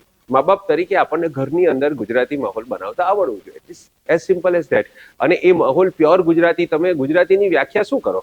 What is Gujarati? ગુજરાતી ભાષા ક્યારે અસ્તિત્વમાં આવી? તમે એમ કહો કે એમાં આ શબ્દ ન જોઈએ, પેલો શબ્દ ન જોઈએ, તો એ ખોટું છે, બરાબર. એ તમે દરેક વસ્તુનો સંસ્કૃત વિકલ્પ શોધો એ ખોટું છે. તમારે ભાષા વહેતી નદી જેવી છે, એ વહેતી નદીમાં કદાચ 1000 વર્ષ પહેલા તો ગુજરાતી ભાષા હતી જ નહીં, અસ્તિત્વમાં જ નહોતી. તમને બધાને ખબર હશે કે ગુજરાતી શબ્દનો પહેલો પ્રયોગ ક્યારે થયો? તમે બધા સાહિત્ય વાંચતા હશો. ગુજરાતી એવો શબ્દનો પહેલો પ્રયોગ કોણે કર્યો હશે અને ક્યારે થયો હશે? કોઈ અનુમાન છે? તમે નરસિંહ મહેતાએ શબ્દ વાપર્યો હશે, તમને શું લાગે છે કોઈ જગ્યાએ? ના, આપણે વર્ષની વાત કરીએ તો 1000 વર્ષ પહેલા જૈન મુનિઓએ જે ભાષામાં લખવાનું શરૂ કર્યું, જે આપણને આજે સમજાતી નથી, બરાબર છે. આજે સમજાતી નથી, મુશ્કેલ ભાષા છે, છતાં એ ભાષાને આપણે ગુજરાતી તરીકે ખપાવીએ છીએ. આપણે સમજીએ છીએ કે રાજચંદ્ર સૂરી જે લખીને ગયા અથવા હેમચંદ્રાચાર્ય જે લખીને ગયા, સિદ્ધ હેમ, બરાબર, એને આપણે કહીએ છીએ કે આ ગુજરાતી છે, પણ આજે આપણે વાંચીએ તો એ કંઈ આપણને સમજાતા નથી. એ મુશ્કેલ છે. મધ્યકાલીન ગુજરાતી છે જે સંસ્કૃતમાંથી પ્રાકૃત અને પ્રાકૃતમાંથી અપભ્રંશ થઈ. ભાષાનો વિકાસ કઈ રીતે થાય? પહેલા સંસ્કૃત હતી, જે શિષ્ટ માન્ય ભાષા. સંસ્કૃત અને પ્રાકૃત એક જ સમયે ચાલતી હતી. ઇવન કાલિદાસ જેવા લેખકોએ પણ પુસ્તકો અમુક લખ્યા છે, શાકુંતલ ને બધામાં, એક સાઈડે પ્રાકૃતમાં લખેલું હોય, એ જ વસ્તુ બીજી તરફ સંસ્કૃતમાં લખેલું હોય. તો સંસ્કૃત એ વખતે આખા ભારતને જોડનારી એક ભાષા હતી. એમાંથી ધીરે ધીરે સંસ્કૃતનો મહિમા ઘટતો ગયો 11મી સદી પછી. એના કારણો છે, રાજકીય કારણો છે, આપણે જાણીએ છીએ કે શું કામ ઘટ્યો, એની આપણે ચર્ચા નથી કરવી. પછી અપભ્રંશનો સમય આવ્યો, પ્રાકૃતનો સમય આવ્યો, પ્રાકૃતમાંથી અપભ્રંશનો સમય આવ્યો. હવે અપભ્રંશની અંદર પ્રાદેશિકતા આવવા લાગી. એક જ ભાષા હતી પ્રાકૃત આખા ભારતમાં. એ રાજસ્થાનમાં જ્યારે અપભ્રંશ થઈ તો મારવાડી બની. એ જ્યારે ઉત્તર પ્રદેશમાં અપભ્રંશ થઈ ત્યારે વ્રજ બની. બિહારમાં થઈ તો ભોજપુરી બની. એ જ ભાષા ગુજરાતમાં અપભ્રંશ થઈ ત્યારે એ ગુજરાતી બની, અને એ જ ભાષા મહારાષ્ટ્રમાં અપભ્રંશ થઈ ત્યારે મરાઠી બની, અને બંગાળમાં બંગાળી બની. તો ઉત્તર ભારતની નર્મદાની ઉપરની જેટલી ભાષાઓ છે અને નર્મદાની થોડેક નીચે સુધી જેટલી ભાષાઓ છે, એ બધી ભાષાનો સોર્સ એક જ છે. અપભ્રંશના સ્વરૂપો બદલાતા ગયા, કલર બદલાતા ગયા, એક જ માળખું છે. એ માળખાની આસપાસ આ બધું થયું છે. તો આપણી ભાષા સૌરસેની પ્રાકૃતમાંથી આવી છે. એટલે જે આપણા ગુજરાતીઓના બે આસ્થાના સ્થળો છે, એક છે મથુરા, વૃંદાવન, અને મથુરાથી એક રણછોડ શબ્દ વપરાય છે કે રણ છોડીને એ આવ્યા દ્વારકા, બરાબર છે, ભગવાન કૃષ્ણ. તો વૃંદાવનથી દ્વારકાનો જે આખો રૂટ છે, એ રૂટ પર આ ભાષા વિકસી આપણી ગુજરાતી. અને એ પ્રદેશ આખો ગુર્જરોનો પ્રદેશ હતો. એટલે ગુજ્જર એમ કરતા કરતા ગુર્જરી, અને એમ કરતા કરતા એના પરથી ગુજરાતી શબ્દ આવ્યો. તો ગુજરાતી શબ્દનો ઉદ્ભવ 11મી સદીમાં કદાચ થયો એમ આપણે કહીએ છીએ. એનો કોઈ ચોક્કસ દિવસ ના હોય, કેમ કે ધીમે ધીમે એનું સ્વરૂપ ઘડાયું, એટલે કોઈ ચોક્કસ તારીખ આપણે ના કહી શકીએ. પણ પ્રેમાનંદે 17મી સદીમાં પહેલી વાર ગુજરાતી શબ્દનો ઉપયોગ કર્યો. અને ગુજરાતી ભાષા એ પહેલા નરસિંહ મહેતા લખી ગયા હતા. નરસિંહ મહેતાને ખબર નહોતી કે હું જે ભાષામાં લખી રહ્યો છું એ ભાષાને ગુજરાતી કહેવામાં આવે છે. ગુજરાત શબ્દનો પ્રથમ ઉપયોગ પ્રેમાનંદે કર્યો. ગુજરાતી ભાષા શબ્દનો પ્રથમ ઉપયોગ. તો બાળક જન્મે શરૂઆતમાં મુન્નો કે લાલો કે રાજુ કે, હા, પછી મોટો થાય એટલે એનું નામ પડે જરા ડિફિકલ્ટ એવું, અને જો ડિફિકલ્ટ હોય તો મુન્નો જ કહેવામાં આવે. અને પછી તો એ રીતે ગુજરાતી ભાષાનું નામકરણ પ્રેમાનંદે કર્યું. એવી મારી સમજ છે, અથવા એવી મને માહિતી છે. બની શકે કે વિદ્વાનોને વધારે ખબર હોય, મને આટલી ખબર છે. તો આ રીતે આપણી ગુજરાતી ભાષા જન્મી છે. ભાષા એક વહેતી નદી છે. એ વહેતી નદીમાં શબ્દો ઉમેરાતા જાય છે અને શબ્દો નીકળતા જાય છે. અમુક શબ્દો જે 100 વર્ષ પહેલા વપરાતા હતા, હવે એ નહીં વપરાય શબ્દો, કેમ કે એ શબ્દો વાપરવાનું કોઈ લોજિક હવે રહ્યું નથી. એ શબ્દને વાપરવાના કોઈ કારણો કે એના કોઈ નિમિત્ત હવે રહ્યા નથી. તો એ શબ્દો ધીરે ધીરે ભૂલાતા જશે. પણ એમાંથી જે વધારે એક્સપ્રેસિવ શબ્દો છે, બરાબર, એ શબ્દો મને લાગે છે કે ટકી રહેવા જોઈએ. ખાસ કરીને મને મારી જે ચિંતા છે એ કવિતા માટેની નથી કે ભાઈ ઉમાશંકર જોશીની કવિતા કોઈને આવડે છે કે નથી આવડતી. 4 રસ્તા પર કોઈને ઉભા રાખીએ પ્રહલાદનગરના, અને એને પૂછીએ કે ભાઈ ઉમાશંકર જોશી કોણ હતા. લાયસન્સ આપણે માંગી શકાય, આધાર કાર્ડ માંગી શકાય, પણ એમ ના પૂછી શકાય કે ઉમાશંકર જોશી કોણ હતા. એટલે બે તો પ્રશ્ન એમ કે ઉમા એટલે મેલ છે કે ફિમેલ છે, ત્યાંથી ચાલુ થાય એની જે જિજ્ઞાસા છે તે. પણ આપણે એમ ના પૂછીએ એને. હું એવી આશા ના રાખું, પણ હું એવી આશા રાખું કે એને એમ ખબર હોય કે પાણીમાં બેસી જવું એટલે શું, પાણી ઉતારવું એટલે શું, એ એને ખબર હોય એમ ઈચ્છું છું. મોર ધેન ધ લિટરેચર, શિષ્ટ ભાષા ટકી રહે ને એમાં મને એટલો રસ નથી. મને કહેવતો મહાવરાઓ ટકી રહે એમાં વધારે રસ છે. હું પોતે એવું સમજુ છું. મને કોઈ કક્કો શીખે બાળક એમાં બહુ રસ નથી. કક્કો અનિવાર્ય નથી. લખવું હશે, વાંચવું હશે તો કક્કો જોઈશે. પણ આવનારા સમયમાં મને એવું લાગે છે કે આપણા આંગળાઓની જે તાકાત છે એ ઓલરેડી ઓછી થઈ ગઈ. 40 વર્ષ પહેલા આપણા બાપ દાદા પેન અને બોલપેનથી લખતા, આખા દિવસમાં કમસે કમ આંગળીઓ આ રીતે ફરતી. હવે આમ છે એટલે આપણા અંગૂઠા મજબૂત થવાના, અને આંગળીઓ છે ધીરે ધીરે ટૂંકી થઈ જશે. તમે લખી રાખો, વાનરે જે રીતે પૂંછડી ગુમાવીને એ રીતે ધીરે ધીરે આપણે આપણી આંગળીઓ છે બીજા કામ કરીએ એનાથી તો જળવાઈ રહેશે, પણ લખવા માટે જે રીતે આ આંગળીની તાકાત હતી એ આવનારા વર્ષોમાં રહેવાની નથી. બોલપેન નામની વસ્તુ છે એ આવનારા વર્ષોમાં એ સ્ટાઇલસ થઈ ગયું અત્યારે ઓલરેડી. પેલું એક સ્ટાઇલસ જેને કહેવામાં આવે છે, જતા દિવસોમાં એની પણ જરૂર પડવાની નથી. તો આ બધું થતું રહેશે. આ બધા પ્રવાહ બહુ સ્ટ્રોંગ હોય છે વિકાસના, અને ટેકનોલોજીના એડવાન્સના પ્રવાહો બહુ સ્ટ્રોંગ હોય છે. આ બધાની વચ્ચે એની સાથે લડ્યા વગર, એની સારી બાજુઓને સ્વીકારીને, એની નરસી બાજુઓનો વિરોધ કરીને કોઈ પણ વસ્તુ આવે ને એટલે એનું સારું અને નરસું બંને હોય. જેમ કે આપણે કહીએ કે બાળકોને કાર્ટૂન બતાવવા બહુ જરૂરી છે. આપણી પાસે ચિત્રકથાઓ છે, આપણી પાસે ભારતની ચિત્રકથાઓ છે, આપણી પાસે ભારતના ગણેશના, ભીમના બધા જ કાર્ટૂન છે. અને લોકો બનાવે છે, ક્રિએટ કરે છે, તો બહુ મોટી વાત છે, એમને સલામ કરવી પડે. તો એ એક જેને કહેવાય કે એક શક્તિ છે, હકારાત્મક શક્તિ છે, જે કાર્ટૂન બનાવે છે.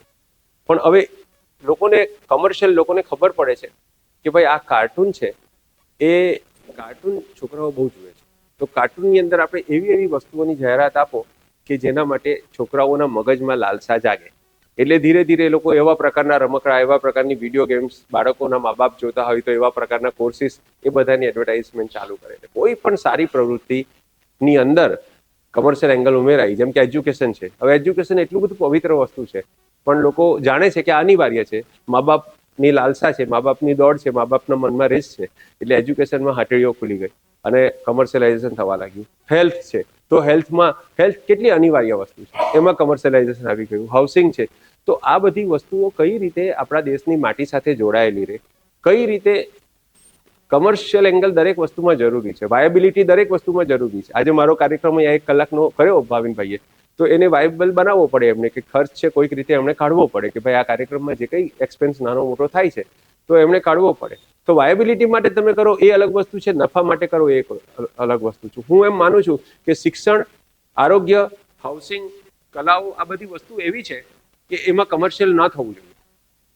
એઝ અ પોએટ કે એઝ અ પોપ્યુલર સ્પીકર, હું મારું જે કામ છે એને હજુ વધારે કમર્શિયલ કરી શકું છું. હું સ્ટેન્ડઅપ કોમેડી કરી શકું છું, હું લોકોના લગ્નોમાં જઈને લોકોને હસાવી શકું છું, પણ એ મેં મારી જાતનો દુરુપયોગ કરેલો કહેવાય એ જો હું કરું તો. એટલે મારે ક્યાંક અટકવું પડે, કમર્શિયલ એંગલ વિચારવો પડે, મારે પણ નિર્વાહ કરવાનો છે, પણ ક્યાંક અટકવું પડે. તો આ કલાકારોએ આ સમજવાની જરૂર છે. કોઈ પણ વસ્તુનો કમર્શિયલ એંગલ એટલો બધો ના થઈ જાય કે તમે ભાવના ભૂલી જાઓ, કાર્યક્રમ પાછળની ભાવના ભૂલી જાઓ. તો આ ભાવના, આ સત તરફની ગતિ, સમાજમાં સત અસત બંને ચાલે છે. આપણા બહુ દુઃખ થાય છે મને જ્યારે હું જોઉં છું કે ગુજરાતના સ્ટેન્ડઅપ કલાકારો, જે 20 વર્ષ પહેલા બિલકુલ સ્વીકાર્ય નહોતું, હવે માઇક ઉપર, વિડીયોની સામે, યુટ્યુબમાં કે ફેસબુક પર ગાળો બોલે છે. મને બહુ શરમ લાગે છે, મને ડૂબી મરવાનું મન થાય કે તમારે હસાવવા માટે આ કરવાની જરૂર નથી. આ ક્યારે શરૂઆત થઈ? અને આ શરૂઆત થઈ તો કેમ ચાલવા દીધું? એક બહુ સરસ વિડીયો સિરીઝ આવતી હતી, વેબ સિરીઝ આવતી હતી, એનું નામ હતું પંડિત શું હતું? બંદિશ. હા, બંદિશ આખું. હા, બંદિશ બેન્ડેડ. હવે એટલી બધી મજાની સિરિયલ હતી, પણ સુંદર મ્યુઝિક હતું, સુંદર વાર્તા હતી, સુંદર અભિનય હતો. એની અંદર ગાળો. ત્યારે મેં એક અભિયાન ચલાવેલું કે ભાઈ આવા સિરિયલમાંથી ગાળો કાઢો, ને જેમાં ગાળો હોય તમે જોવાનું બંધ કરો. મારે જોવી છે પણ હું નહીં જોઉં, કેમ કે આની અંદર ગાળો છે. એટલે આ એક વસ્તુ એવી છે કે જે ધીરે ધીરે પ્રવેશ કરે છે. જો સમાજમાં બધે ગાળો બોલાય છે, આપણે સમજીએ છીએ કે ચાની લારી પર 10 મિનિટ આપણે બેસીએ તો 4-5 તો સરસ્વતી આપણને સાંભળવા મળે છે. આપણે એનો ઇનકાર નથી કરતા, પણ એનો વ્યાપ વધારવામાં, જે મંચ પર કદી નહોતી બોલાતી. ઇંગ્લિશ પિક્ચર એટલા માટે હું ખાસા સમય સુધી જોતો નહોતો, કેમ કે 100 વાર એક શબ્દ આવે જે મારે સાંભળવો ના હોય, 100 વાર આવે એની અંદર. તો મારી ભાષામાં આવું નહોતું, મારા દેશમાં આવું નહોતું, અને એ આવી ગયું, આપણે આવવા દીધું, અને આપણે વિરોધ નથી કરતા. તો આને આપણે કહેવાની જરૂર છે કે ભાઈ આ નહીં ચાલશે. તું તારા ઘરે બોલ, તું તારે ઝઘડો થાય ત્યારે તું બોલ, પણ આ સ્ટેજ પરથી કેમ ગાળ બોલે છે? આ અટકાવવું પડશે, આપણે આને રોકવું પડશે ડેફિનેટલી. એટલે જો કલા તમને ગમે તે કરવાની છૂટ આપે છે, અમુક જગ્યાએ અનિવાર્ય હોય છે કલાના ભાગરૂપે, એટલે સંપૂર્ણ એનું પાલન શક્ય નથી. પણ જ્યાં જરૂર નથી ત્યાં કેમ, શું કામ?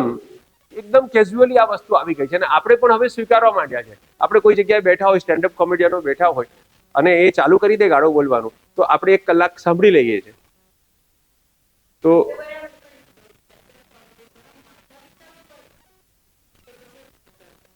એટલે ક્યાંક ને ક્યાંક આપણે આને સમજવું પડશે. એક માતા પિતાનો વિરોધની પણ ના નથી, માતા પિતાની મશ્કરી થાય એની પણ ના નથી. સમય બદલાઈ રહ્યો છે, બાળકોને હક છે, આપણે દરેક વસ્તુમાં શું કરવું એમને કહી ના શકીએ. They have their own mind, they have their own ways. એની ના નથી. તમે માતા પિતાની ટીકા કરો, કોઈ પ્રોબ્લેમ નથી, પણ ભાષા યોગ્ય વાપરો. જે ભાષા વાપરો છો ને એ યોગ્ય. ગુજરાતી પરિવારનું એન્ગેજમેન્ટ પણ વડીલોની હાજરીમાં એ જ સ્ક્રિપ્ટ બોલતો હતો જે કાફેમાં. એટલે આને આપણે અને અમેરિકાના મારા મિત્રો પણ કેટલી બધી વાર મને પ્રોગ્રામની આવી રીતે ઓફર આવે, એ લોકોને એમ કે રહીશભાઈ 1 કલાક ખેંચી શકશે, 2 કલાક કદાચ નહીં ખેંચાય, એમને એવું હોય છે. હું તો આપણે કહીએ એટલે કે સાહેબ તમારો 1 કલાકનો પ્રોગ્રામ રાખીએ, પણ અમારે તો બધા દૂર દૂરથી આવે એટલે 2 કલાકનું કંઈક પીરસવું પડે. મેં કીધું હું 2 કલાક કરી શકીશ, મને વાંધો નથી. તો કે ના અમે એક બીજા કલાકારને કરીએ છીએ. એટલે પછી એક કલાકારનું એ નામ બોલે, અમદાવાદના જ છે, એ કલાકારનું નામ બોલે અને એ ભાઈ વલ્ગર જોક્સ કે હા. એટલે એકવાર મને ખબર નહોતી અને અમે ભેગા થઈ ગયા. એટલે હું તો ઊભો થઈને ચાલી ગયો. શરૂઆત થઈ એટલે હું મારી જાતને આનો ભાગ થવા દેતો નથી. મેં કીધું મારું પતિ કેવું છે, તમારે સાંભળવું જોઈએ તો સાંભળો, પણ મને હવે મૂકી દો મારી હોટેલ પર.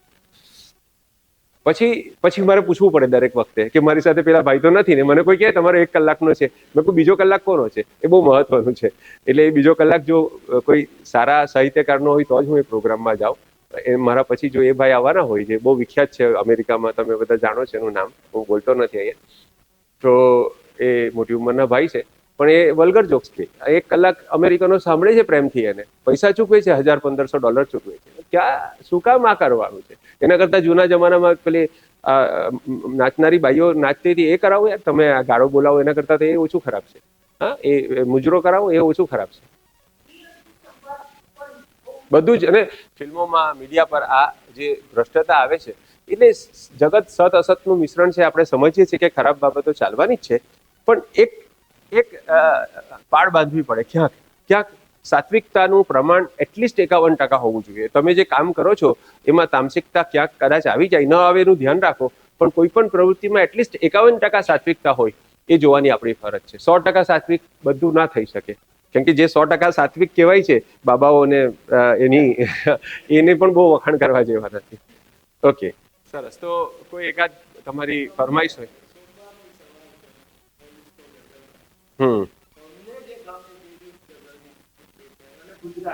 હા, ડેફિનેટલી. મને બીજું કઈ, તમે કીધું કે તમને ગમે છે તે અને ગુજરાતી, એટલે હું તમને એનો જવાબ પહેલા તો એમ આપીશ કે ક્યાં કોઈ ભાષાઓ અમને બીજી ત્રીજી આવડે, કે ક્યાં કોઈ ભાષાઓ અમને બીજી ત્રીજી આવડે, માંડ મુશ્કેલીથી શીખી ક કા કી આવડે.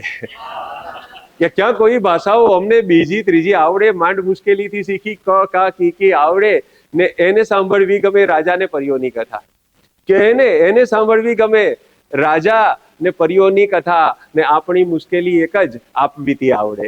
કે આપણી મુશ્કેલી એક જ આપવીતી આવડે. હા,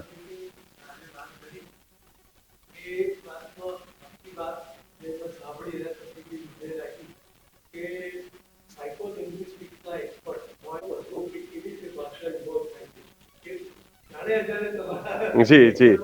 મેં ચોમ્સ્કી નામ સાંભળ્યું છે. બાબુભાઈ અમારા વારંવાર એનો ઉલ્લેખ કરતા હોય છે, પણ મેં એ વાંચ્યું નથી.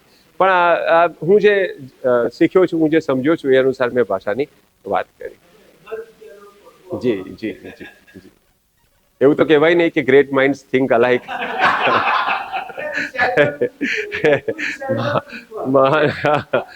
હા, જી. હા, એટલે હા,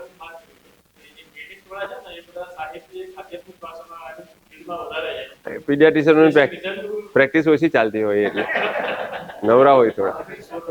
બાળકો ઘટતા ગયા ને, પહેલે શું 4-4, 5-5 બાળકો હતા, હવે એક બાળક પર લોકો સંતોષ માને છે. પીડિયાટ્રિશિયન બિચારો રસીઓ વેચીને રસીઓ લોકોને ઠોકીને ઇન્જેક્શન, બિચારો જેટલું કમાય એટલું કમાય, નિર્વાહ કરે, પછી રાહ પર આવી જાય.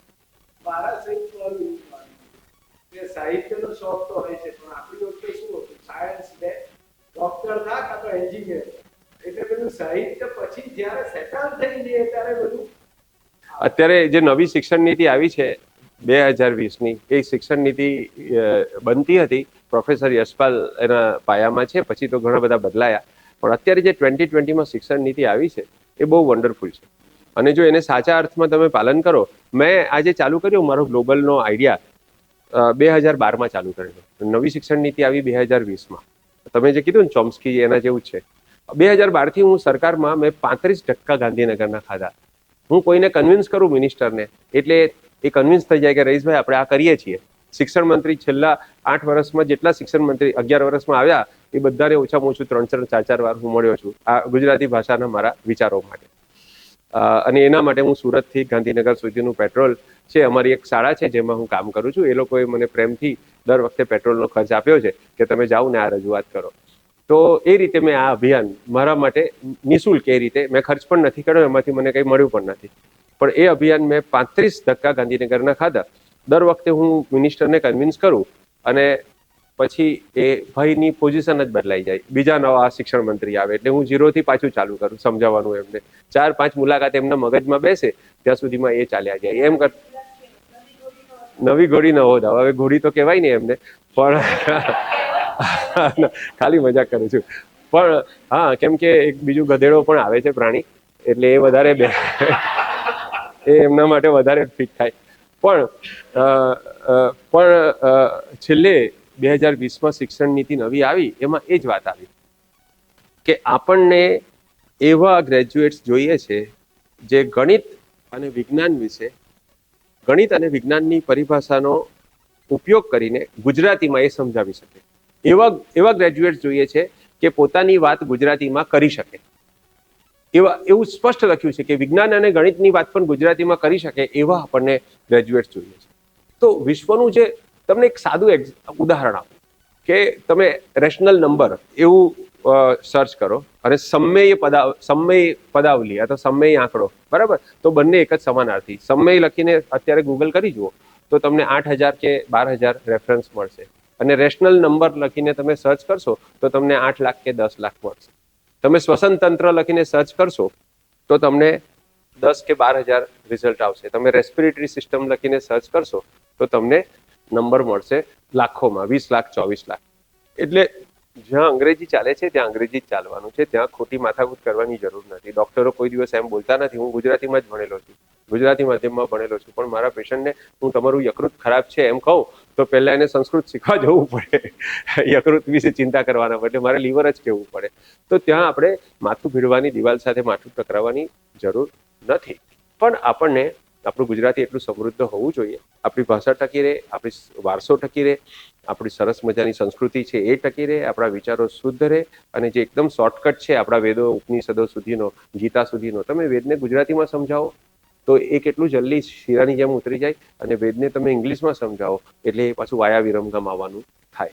તો હું ઈચ્છું કે આપણે એક એક ભાષા, હવે તમે જે કવિતાની વાત કરી તો એક કવિતા હું સંભળાવી દઉં કે શબ્દની ચકમક મળી હતી, ગીત હું જાતે શીખ્યો.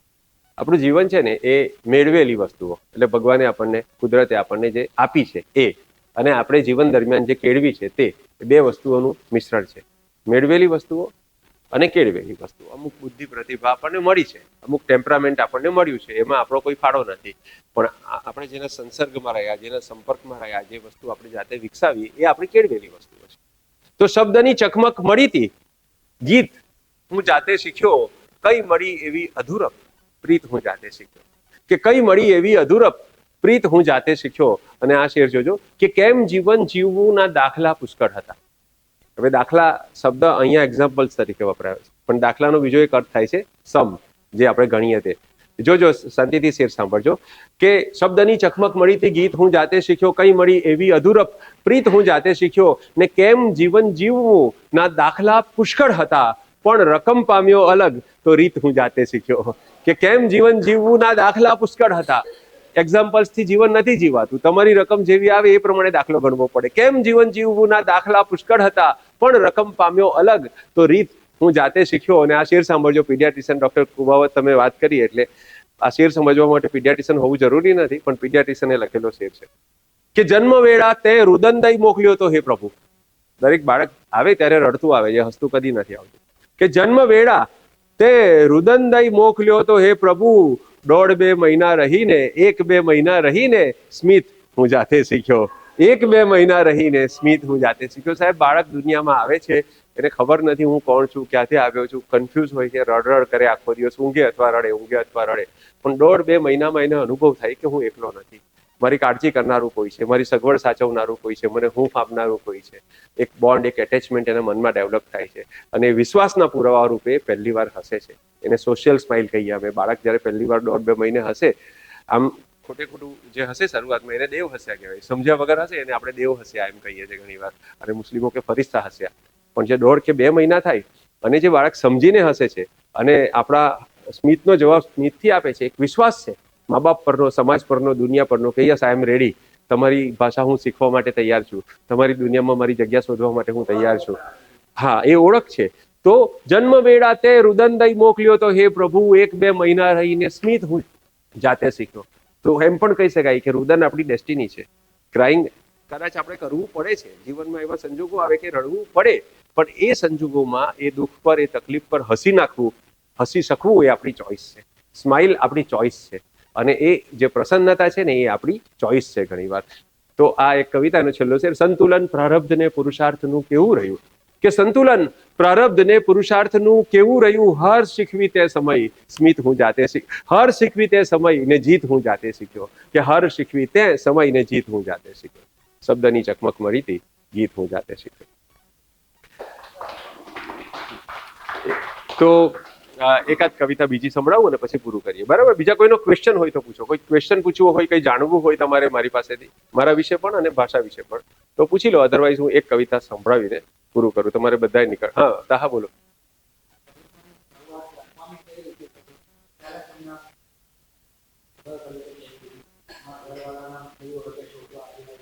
તને જવાબ ખબર છે? ચોક્કસ નથી ખબર? Okay, fine. મને એમ કે હા જી, મેં લખવાની શરૂઆત 11 વર્ષની ઉંમરે કરેલી, અને કેવી રીતે કરેલી એનો બહુ રસપ્રદ કિસ્સો છે.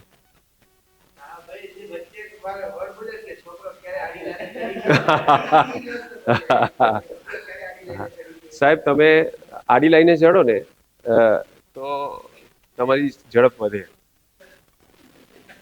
તમને ખબર છે કે અહીંયાથી અહીંયા 10 જ કિલોમીટર જવાનું છે અને મારી પાસે અડધો કલાક છે, તો તમે 20ની સ્પીડે ચાલશો. તમે ખોટો રસ્તો લઈ લો ને અને પછી આમ પહોંચો ને અહીંયા, તો તમારે 40 કિલોમીટર કાપવાના થાય 30 મિનિટમાં, એટલે તમારી સ્પીડ છે એ 75ની થાય. એટલે એવી રીતે મેં આડી લાઈન પર ચડીને સ્પીડ મારી વધારે રાખી, ટેમ્પો રાખ્યો છે. પણ એના સવાલનો હું જવાબ આપું કે ડિસ્ટ્રેક્શનની મજા છે સાહેબ. તમારી સામે મંજિલ હોય અને મંજિલને જોઈને તમે ચાલો તો સ્વાભાવિક છે આજુબાજુ નહીં જોઈ શકો. રસ્તા પર ઘણી બધી વસ્તુ છે મંજિલ સિવાયની જે મનોહર છે, સુંદર છે. તો કોણે કહ્યું કે લક્ષ્ય ઉપર હોવી જોઈએ, કે કોણે કહ્યું કે લક્ષ્ય ઉપર હોવી જોઈએ, ડગ માંડવું હો ત્યાં જ નજર હોવી જોઈએ, ડગ માંડવું હો ત્યાં જ નજર હોવી જોઈએ, ને જે જોઈએ છે તમને મળે એ જ આખરે, કે જે જોઈએ છે તમને મળે એ જ આખરે, શું જોઈએ છે એની ખબર હોવી જોઈએ, શું જોઈએ છે એની ખબર હોવી જોઈએ. ટોચ ઉપર કદી મુકામ કાયમી હોતો નથી. એવરેસ્ટ પર જ્યારે તેનસિંગ ગયા હશે, એડમંડ હિલેરી ગયા હશે, તો ત્યાં કંઈ કલાકથી વધારે રોકાઈ નહીં શક્યા હોય, તે તંબુ બાંધીને પોસિબલ જ નથી, શક્ય જ નથી. તો ટોચ પર મુકામ કદી કોઈનો થતો નથી. હા, મારો તો એક શેર એવો છે કે ટોચ પર પહોંચ્યાની આ છે ફલશ્રુતિ, કે ટોચ પર પહોંચ્યાની આ છે ફલશ્રુતિ, જિંદગી પર નીચા જોણું થઈ ગયું, કે જિંદગી પર નીચા જોણું થઈ ગયું. તો આ છે કે ઉપર રહીને, મોટા રહીને સામાન્ય માણસ સાથે તમે સંવાદ ના સાધી શકો તો એ ટોચનો કોઈ મતલબ નથી. ટોચ પર આ તો જે વાત કરી ભાઈએ અને જે તહાએ સવાલ પૂછ્યો એનો જવાબ આપવાની કોશિશ કરું કે પહેલો આના પરથી જે વાત સૂઝેલી તે આ છે કે યાત્રા ही મંજિલ છે. તમારી મંજિલની દિશા તમે નક્કી કરો, પછી મંજિલ તરફ ધ્યાન રાખશો તો એક સ્ટ્રેસ વાળી જર્ની થશે, એક પ્રેશર વાળી જર્ની થશે. તમારી યાત્રાને તમે એન્જોય કરો એની મજા જુદી છે. તો યાત્રાની શરૂઆત કેવી રીતે થઈ, તાહા મંસૂરીનો સવાલ છે, એનો હું જવાબ આપવાની કોશિશ કરું છું. 6ઠ્ઠા ધોરણમાં ભણતો હતો અને અમારા ગુજરાતીના શિક્ષક બહુ નબળા હતા અને એક દિવસ એ સદભાગ્યે ગેરહાજર હતા. તો તે દિવસે અમારા વિજ્ઞાનના શિક્ષક પીરિયડ લેવા માટે આવ્યા. શિક્ષકનું નામ હતું ચોકસી સાહેબ અને પીરિયડ હતો ગુજરાતીનો. અમને એમ હતું કે આ ફરી વિજ્ઞાન ભણાવશે. ચોકસી સાહેબનો થોડા વખત પહેલા તો પીરિયડ ગયો છે. તો ચોકસી સાહેબ પ્રોક્સીમાં આવ્યા અને ચોકસી સાહેબ, એમને હું વંદન કરું છું, નમન કરું છું, આ જે કંઈ છું એમાં એમનો બહુ મોટો ફાળો છે. તો એ ચોકસી સાહેબે આવીને સવાલ પૂછ્યો કે કઈ કવિતા ચાલે છે. એટલે અમારા જમાનામાં છોકરીઓ આગળ બેસતી 2-3 લાઈન અને પછી પાછળ છોકરાઓ બેસે, અને હું ધમાલી એટલે હું છેલ્લી લાઈનમાં બેસું. તો કેમ કે શિક્ષક આગળ બોલાવીને આગળ બેસાડે જ પછી ધમાલ કરું એટલે, પણ શરૂઆત હું છેલ્લી લાઈનમાં બેસું. તો છોકરીઓને પૂછ્યું કે શું ચાલે છે, કયો પાઠ ચાલે છે. એટલે છોકરીઓ ઉત્સાહથી બોલી કે કવિતા ચાલે છે નરસિંહ મહેતાની, હળવે હળવે હળવે હરજી મારે મંદિર આવ્યા રે, મોટે મોટે મોટે મેં તો મોતીડે વધાવ્યા રે. એટલે સરે એમાંથી સવાલ પૂછ્યો કે હરજી ક્યાં આવે છે. અને કવિ એનું સ્વાગત કઈ રીતે કરે છે. એટલે છોકરીઓ બધી ઊભી થઈ ઉત્સાહવાળી કે હરજી કવિના મંદિરમાં આવે છે અને કવિ મોટા મોટા મોતી વડે હરિનું સ્વાગત કરે છે. એ ખોટો જવાબ. બીજા ત્રીજાને પૂછ્યું, બધા એ જ જવાબ આપે. તો ચોકસી સાહેબ કે જે ખોટી વાત છે, આવું કઈ હોય એમ કે કવિ તો ગરીબ હોય, કવિ પાસે મંદિર થોડું હોય, અને કવિ ક્યાંથી મોતી લઈ આવે, મોતીથી કેવી રીતે વધાવે હરજીને. એટલે હું પણ વિચારે ચડી ગયો. પછી પૂછ્યું કે ભાઈ કોણ છે, રેન્કર કોણ છે. એટલે પાછા ઓળખે એટલે મને કીધું ચાલ તું તું બોલ. એટલે હું પાટલી બેન્ચ પર સંતાવા જતો તો એમાંથી મારે ઊભા થવું પડ્યું. હું ઊભો થયો અને એ જ ઘડીએ મને એક એ ખરી કે ભાઈ પરિસ્થિતિ પ્રમાણે ઢળી જવું, શું કહે છે એનો જવાબ આપવો. એટલે મેં તે જ ઘડીએ વિચાર્યું કે આનો શું જવાબ હોઈ શકે, અને ત્યારે જ મને જે જવાબ સૂઝ્યો એ મેં જવાબ આપ્યો. એ સૂઝ્યો એ જવાબ મેં આપ્યો. આ 1977 કે 77ની વાત છે, ત્યારે મારી ઉંમર હતી 10 કે 11 વર્ષ. 66માં મારો જન્મ છે. તો મેં જવાબ આપ્યો કે હરજી એટલે કે ભગવાન કવિના હૃદયરૂપી મંદિરમાં આવે છે અને કવિ આંસુ રૂપી મોતીથી એનું સ્વાગત કરે છે. એટલે આ જવાબ મને ત્યારે સૂઝ્યો અને સાહેબ કે કરેક્ટ, આ જવાબ સાચો જવાબ છે. આ જે કવિતા છે, આ કવિતા નરસિંહ મહેતાએ લખતી વખતે મારે મંદિર એટલે આની જ વાત કરી છે. અને મોટે મોટે મેં તો મોતીડે વધાવ્યા રે, તો આ મોટા મોતી એ બીજું કંઈ નથી પણ એ ભાવનાના અતિરેકમાં જે આંસુ વહે છે એ આંસુની વાત છે. તો આ મને ત્યારે સમજ પડી અચાનક જ, બીકોઝ આઈ વોઝ ચેલેન્જડ. મારી સામે એક પડકાર હતો કે આ સવાલનો જવાબ આપવો, અને જે લોજિકલ જવાબ છે એ કવિને માન્ય નથી, આ શિક્ષકને, તો કંઈક જુદો. તો ત્યારે મને પ્રતીકની શક્તિ ખબર પડી કે ભાઈ હૃદયને અંદર કહેવાય, હૃદયને મંદિર કહેવાય, એ અથવા આંસુને મોતી કહેવાય. તો આ ભાષાનો કેવો ઉપયોગ છે. અને એ દિવસે જે એમ્યુઝમેન્ટ થયું, એ એમ્યુઝમેન્ટ મને કવિતા તરફ લઈ ગયું. તો આ રીતે મારી કવિતાની શરૂઆત થઈ. બરકરાર છે તો જ લખાય ને. જે હા કહું છું, જે માણસો એમ કે છે ને કે હું શીખું છું તે યુવાન છે, અને જે માણસ એમ કે મને આવડી ગયું તે વડીલ છે. મારી હિસાબે આ જ વ્યાખ્યા છે. જે કહે છે કે હું શીખી રહ્યો છું તે યુવાન છે, જે કે મને આવડી ગયું તો તે વૃદ્ધ થઈ ગયો. હવે એને રાહ જોવાની. આવડી ગયું પછી હવે શું કરવાનું દુનિયા પર. હા, એ પણ કહું. ઓબ્વિયસલી ગઝલ મને ફાવે છે, કેમ કે હું જે પ્રકારના વ્યવસાયમાં હતો, ડોક્ટરી 20 વર્ષ પ્રેક્ટિસ કરી, એમાં કઈ વાર્તાઓ લખાઈ કે નાટકો લખાઈ એવી ત્યારે સંજોગો નહોતા, છતાં પણ લખતો હતો. પણ ત્યારે બે પેશન્ટની વચ્ચે જે સમય મળે એમાં એકાદ શેર લખાઈ જાય, એમ કરતા સાંજ સુધીમાં એક ગઝલ પૂરી થઈ જતી આરામથી. એટલે હા, એટલે પેશન્ટોને નહીં કહેતા મારા, પણ હું ત્યારે લખતો હતો.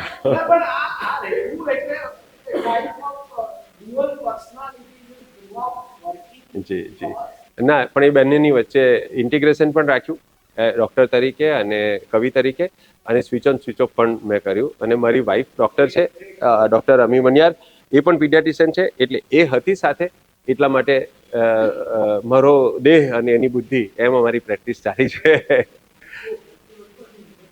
ના, હાઈકુ નથી. તમારો સવાલ હતો સાહેબનો કે હાસ્ય તરફ કેવી રીતે વળ્યા. એમાં એવું થયું, એક દિવસ હું મુંબઈ કવિ સંમેલનમાં ગયો. 1996ની સાલ હતી. ત્યાં સુધી મેં હાસ્ય ખાસ લખેલું નહીં. હાસ્ય તરફ રસ હતો, હાસ્ય બાળકો સાથે નાટકો કરતો, આ બધું કરતો, રસ હતો, પણ ઓફિશિયલી મુશાયરાના મંચ પર કે કવિ સંમેલનના સ્ટેજ પર કદી હાસ્ય કરેલું નહીં. એક દિવસ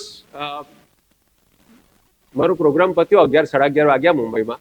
પછી બધા મિત્રો, મુંબઈ તો રાજ્ય છે જ્યાં સોમરસની છૂટ છે, એટલે બધા મિત્રો એમ કે આપણે ત્યાં કોઈક ઓફિસમાં જઈએ, બેસીએ, ત્યાં બધા સોમરસ પાન કરીશું. હવે હું તો શબ્દના રસનું જ પાન કરું છું, સોમરસનું નથી કરતો, પણ એ લોકોની સાથે બેઠો. હવે મને ભૂખ લાગેલી, અને આ લોકો કઈ સિંગદાણા સિવાય કશું ખાવા લાયક વસ્તુ હતી નહીં, ત્યાં પીવા લાયક ઘણું હતું. તો હું સિંગદાણા 3 કલાક સુધી થાકતો રહ્યો, અને એમને યાદ નહીં આવ્યું કે આ માણસ અહીંયા ભૂખ્યો બેઠો છે. પછી 3, 3:30 સુધી મારી ધીરજ રહી, પછી હું નીકળી ગયો. પછી મારી સવારે 5:45 ગુજરાત એક્સપ્રેસ સુરત આવવા માટેની ટ્રેન હતી, એટલે ઊંઘ આવી નહીં. અને ટ્રેનમાં જેવો બેઠો ને, અને તે જમાનામાં રિઝર્વેશન કંઈ કરતા નહોતા, આપણે એમ જ બેસી જતા હતા, તો મને વોમિટ ચાલુ થઈ. એક ધારી વોમિટિંગ, 6-7 વોમિટિંગ થઈ. હવે મારી પાસે દવા નહોતી એ દિવસે, અને ચાલુ ટ્રેનમાં બીજું કંઈ થઈ શકે એમ નહોતું. તો મેં મારા માઇન્ડને ડિસ્ટ્રેક્ટ કરવા માટે, મારા મગજને બીજી જગ્યાએ, બીજી રસપ્રદ પ્રવૃત્તિમાં ભરાવવા માટે એક હાસ્ય ગઝલ લખી. મેં વલસાડના સ્ટેશન પર લખવાની ચાલુ કરીને બિલ્લીમોરા સ્ટેશન સુધી એ લખાઈ ગઈ. અને એ સૌથી વધારે મારી ખ્યાતનામ રચના છે, જે હવે હું નથી સંભળાવતો. હવે એને મેં સાર્વજનિક કરી દીધી છે, હવે બીજા હાસ્ય કલાકારો સંભળાવે છે એને. પણ એ રચના ત્યારે તે દિવસે લખેલી. 1996નો એક કોઈ દિવસ હતો. 1996 પણ નહીં, 1993. કૈલાસ પંડિત ગુજરી ગયેલા, અને એની એની સ્મૃતિમાં એક કાર્યક્રમ થયેલો, એની પછી આ મુશાયરો થયેલો એ દિવસે મેં 1993માં લખેલી, પરણીને પસ્તાય તો કહેતો. તમે સાંભળ્યું, તમે બધાએ સાંભળ્યું છે? હા, એ પછી તો લાફ્ટર ચેલેન્જમાં ને કોમેડી સર્કસમાં ને બધા લોકો પોતાના નામે એને સંભળાઈ આવ્યા છે, પણ હવે એ મેં એના પરથી મેં હક કાઢી લીધો છે. આમ લેખક ગુજરી જાય ને એના જી હા ના એ નથી, એ નહીં, ના એ નહીં. બીજી કઈ વાત હોય તો કરો. હાસ્ય આજે આટલું સરસ ઓડિયન્સ છે. હવે હાસ્ય હું સાહેબ, તમારું આપનું નામ શું? ભાવિનભાઈના પિતાજી છો આપ, નામ શું છે આપનું? પ્રિયકાંતભાઈ. તો પ્રિયકાંતભાઈ સાથે તો બીજી રીતે હું જોડાયેલો છું, એ પણ મણિયાર, હું પણ મણિયાર કવિ આપણા. પણ હું એમ કહેવા જતો હતો કે હાસ્ય જે છે ને એ મારો વિકલ્પ છે. જ્યારે આપણે વેઇટર સાથે વાત કરીએ ગુજરાતીમાં કે 2 કપ ચા લાવો, અને એ ના સમજે તો બોલવું પડે કે ભાઈ 2 કપ ચા લાના. એમ ઓડિયન્સને જો ગઝલમાં ખબર ના પડતી હોય તો હું ગઝલ સંભળાવું છું, બરાબર? તો અને આ ઘણી બધી જગ્યાએ મારે 90% કાર્યક્રમોમાં સંભળાવવું પડે છે, પણ આજે એવું નથી એટલે હું નહીં સંભળાવું. જી વોમિટ, બરાબર છે. વમન, હા વમન કહો અને વોમિટ કહો, બંને સંસ્કૃત અને ઇંગ્લિશ શબ્દ સાહેબ એક જ. આપણી જે સૌથી આપણી અંદરના સૌથી વિધિન જેને કહીએ એવા એક્સપ્રેશન્સ છે ને એ બધી ભાષામાં સરખા જ છે.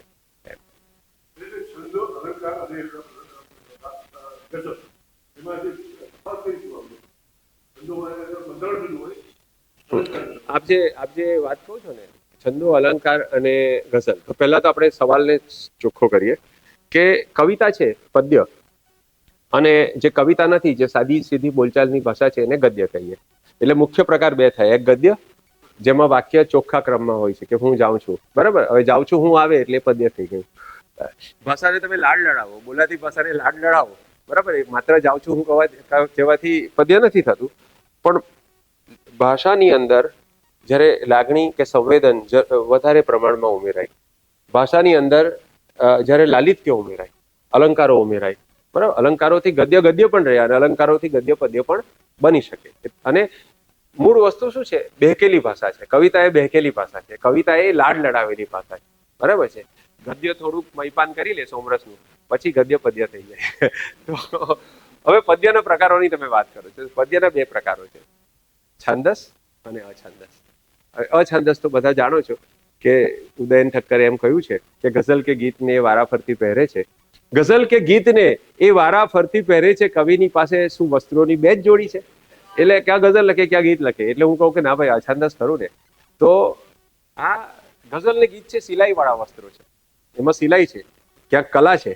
જ્યારે અછાંદસ છે એમાં સિલાઈ નથી, સાલ જેવું છે, એ ગમે ત્યારે સરી પડે તો બસ સાચવીને પહેરવી પડે.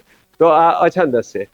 અછાંદસ પણ સારું જ હોઈ શકે, પણ નથી આવડતા છંદ એટલે અછાંદસ લખવું એ જુદી વસ્તુ છે, અને છંદ આવડે છે છતાં અછાંદસ લખવું છે એ જુદી વસ્તુ, બરાબર?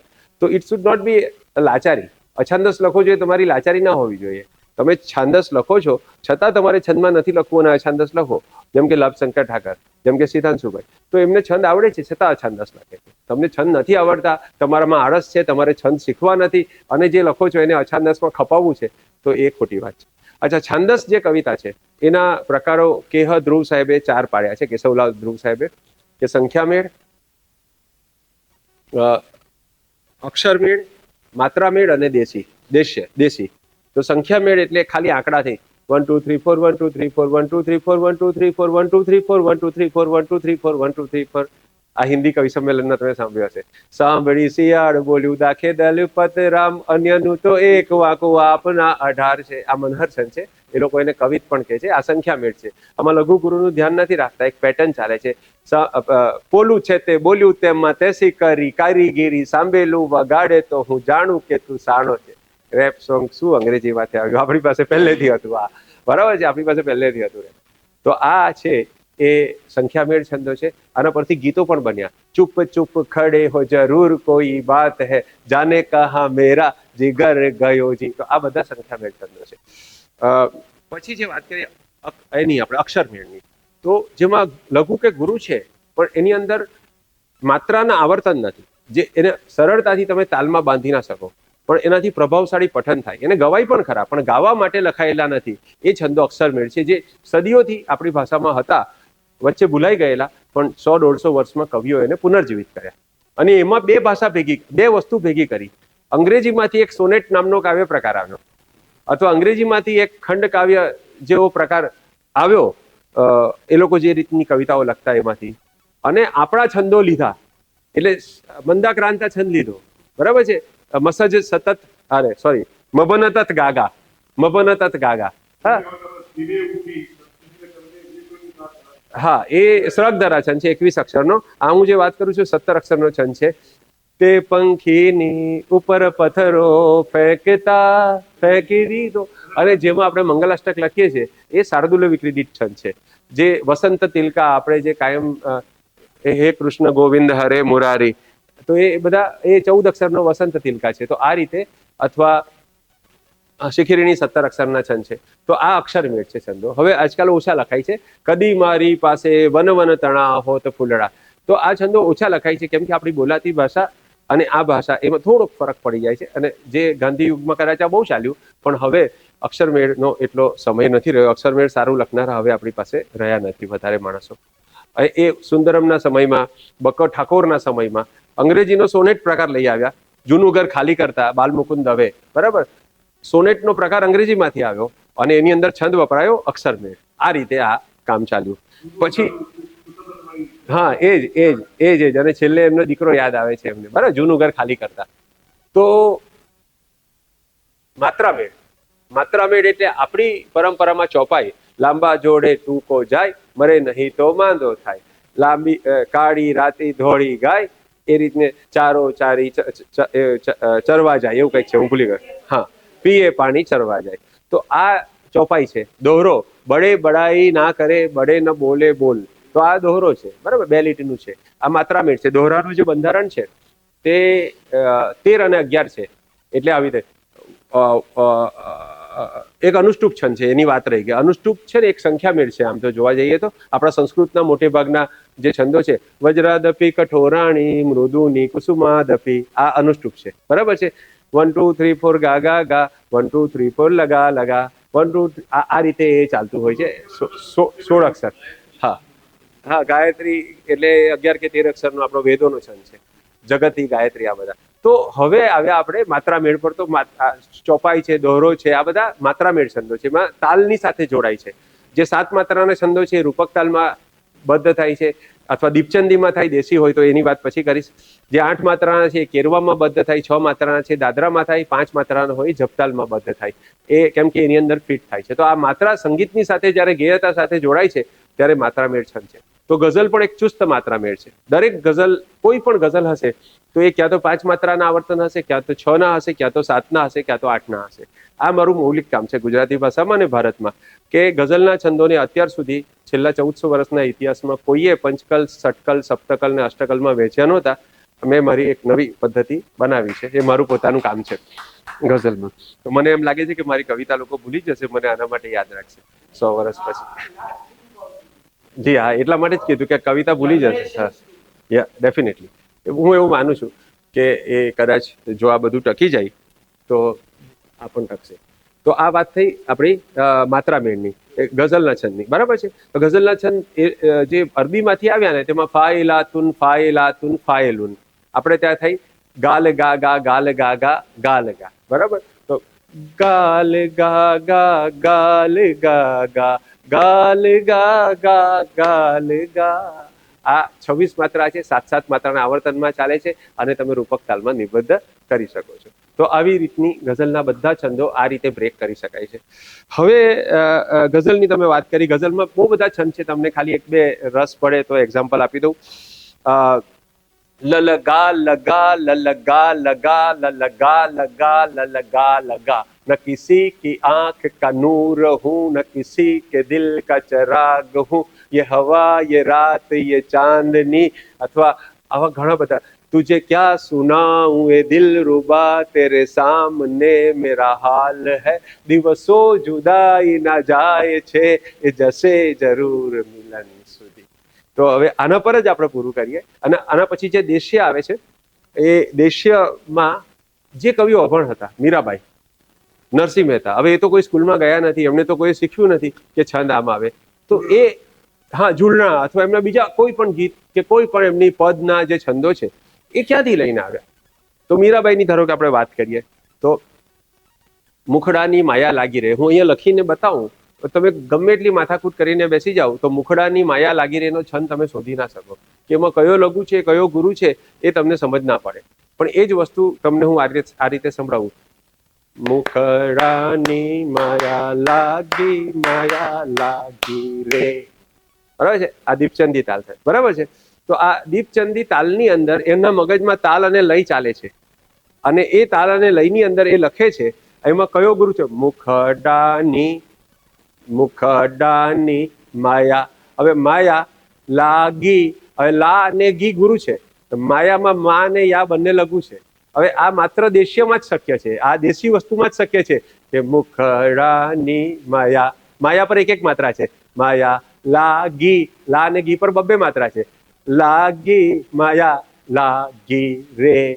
તો આ રીતે આ દેશીય છંદો ચાલે છે. પેલી જે વાત કરી બહેરે કામિલ, દિવસો જુદાઈ ના જાય છે એ જશે જરૂર મિલન સુધી, આના છંદ પર લખેલી મારી એક રચના સાથે આપણે ઘણી બધી વાતો અધૂરી છે પણ અહીંયા આજે આપણે વિરામ આપીએ જેથી બીજી વાર તમને મારામાં રસ રહે, મને તમારામાં રસ રહે, પૂરું ના થઈ જાય અત્યારે બધું. તો મને ભાવની હો તલાશ તો પછી ભવ્યતાનું હું શું કરું? શેર ગઝલ સાંભળજો તા, સોએબ સાંભળજો, તમે તો કાલે સાંભળી.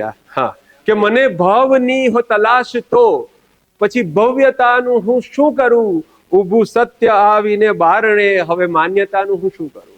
કે ઊભું સત્ય આવીને બારણે હવે માન્યતાનું હું શું કરું? તું અલગ રહે હું અલગ રહું, આપણા મોટા મોટા ઘરો થઈ ગયા હવે, કે તું અલગ રહે હું અલગ રહું એ વિશાળતાનું હું શું કરું?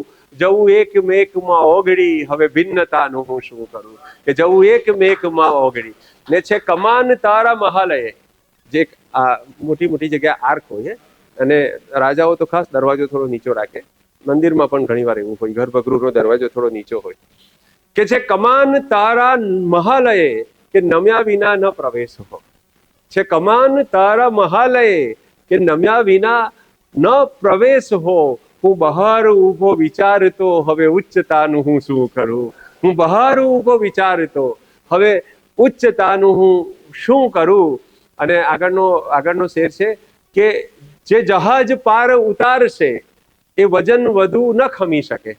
આ ભવસાગર પાર કરવાનો છે, જે જહાજ પાર ઉતારશે એ વજન વધુ ન ખમી શકે.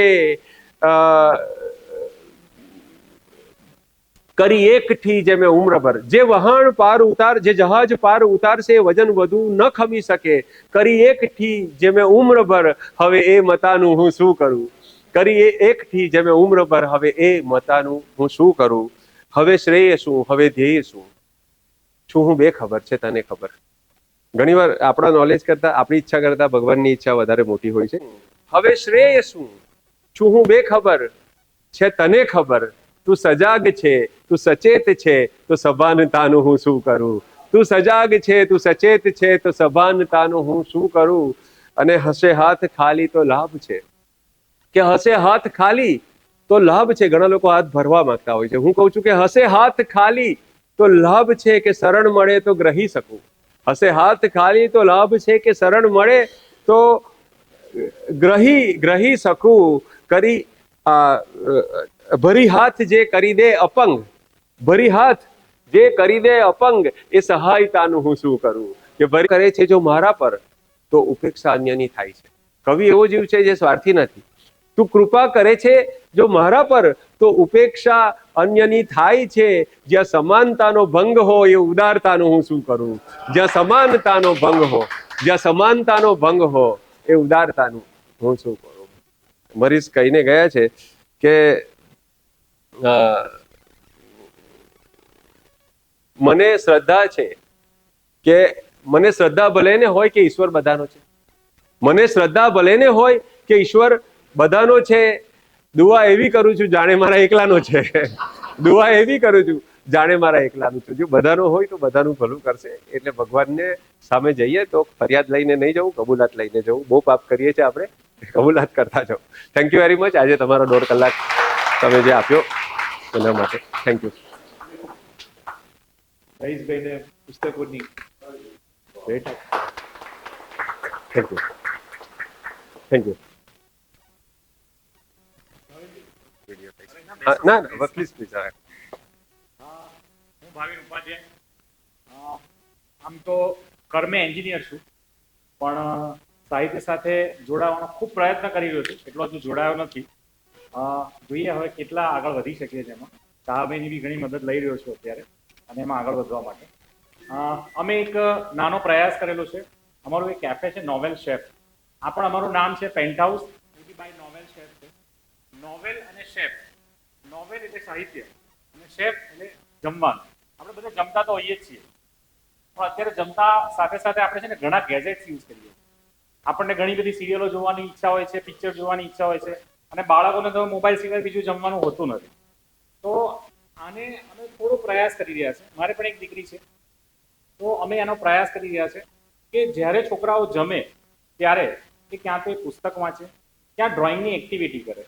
અમે કેફેમાં એવો પ્રયાસ કરેલો છે કે અમારે ત્યાં ગુજરાતી, હિન્દી, ઇંગ્લિશ બધા જ સાહિત્ય મળશે, જેમાં દરેક નાના બાળક 3 વર્ષથી લઈ અને 60 વર્ષ સુધીના, 60 વર્ષના બી બાળક જ કહેવાય, 60 વર્ષના બાળક સુધી દરેક જણને એમની મનગમતી બુક્સ, એમની મનગમતી પ્રવૃત્તિ ત્યાં મળે. છોકરાઓ ડ્રોઈંગ કરી શકે, એને બધી વસ્તુ અમે આપીએ છીએ જેથી ત્યાં બેસે અને જમે. જેથી એટલીસ્ટ આપણે આપણી જનરેશન, હવે ધારો કે હું મારી વાત કરું તો અમે એઝ અ મીડિયેટર છીએ અત્યારે, હું ગણું છું. એક જનરેશન એવી છે કે જે અમે બંને જનરેશનને જોઈ રહ્યા છે, એક વડીલોને પણ જોઈ રહ્યા છે અને અમે નાનાને પણ જોઈ રહ્યા છે. તો અમે કદાચ એવા બ્રિજ છીએ, એક પુલ છીએ આ બંને જનરેશન વચ્ચેનો. ચોક્કસ. બરાબર. જો અમે આ પુલ બાંધવામાં સક્ષમ નહીં રહીએ ને તો 100% છે કે આવતી જનરેશન બધું ભૂલતી જશે. સાચી વાત છે. તો એ જનરેશનને બાંધવા માટે અમે એક આ પ્રયત્ન કર્યો છે, નાનો સહયોગ પ્રયત્ન કર્યો છે, અને આ પ્રયત્નને અમે આગળ વધારીએ છીએ. આ પ્રયત્ન કરવા માટે મારા માટે સૌથી સારામાં સારો સાથ મારા પત્ની શ્રી આવી ગયા. ઉપાધ્યાય, તમારી પ્રતીક્ષા હતી. એમણે આપેલો છે. એ વ્યવસાય પોતે શેફ છે, પ્રોફેશનલ શેફ છે. Thank you so much. Thank you sir બસ આ એક નાની ગિફ્ટ અમારા થેન્ક યુ સો મચ. અને આજના આ પ્રોગ્રામ માટે અમને એક તક આપી એ માટે ભાવિન શેઠ સર અને માતૃભાષા અભિયાનનો ખૂબ ખૂબ આભાર. અને સૌથી મોટો આભાર રઈસ મનિયા સાહેબ. Thank you sir. Thank you so much. આપ આવ્યા. જી થેન્ક યુ. અને એ બદલ ખૂબ ખૂબ આભાર આપતો. અને સર્વ વડીલો અને બધાને નમસ્કાર. ચોક્કસ. Thank you.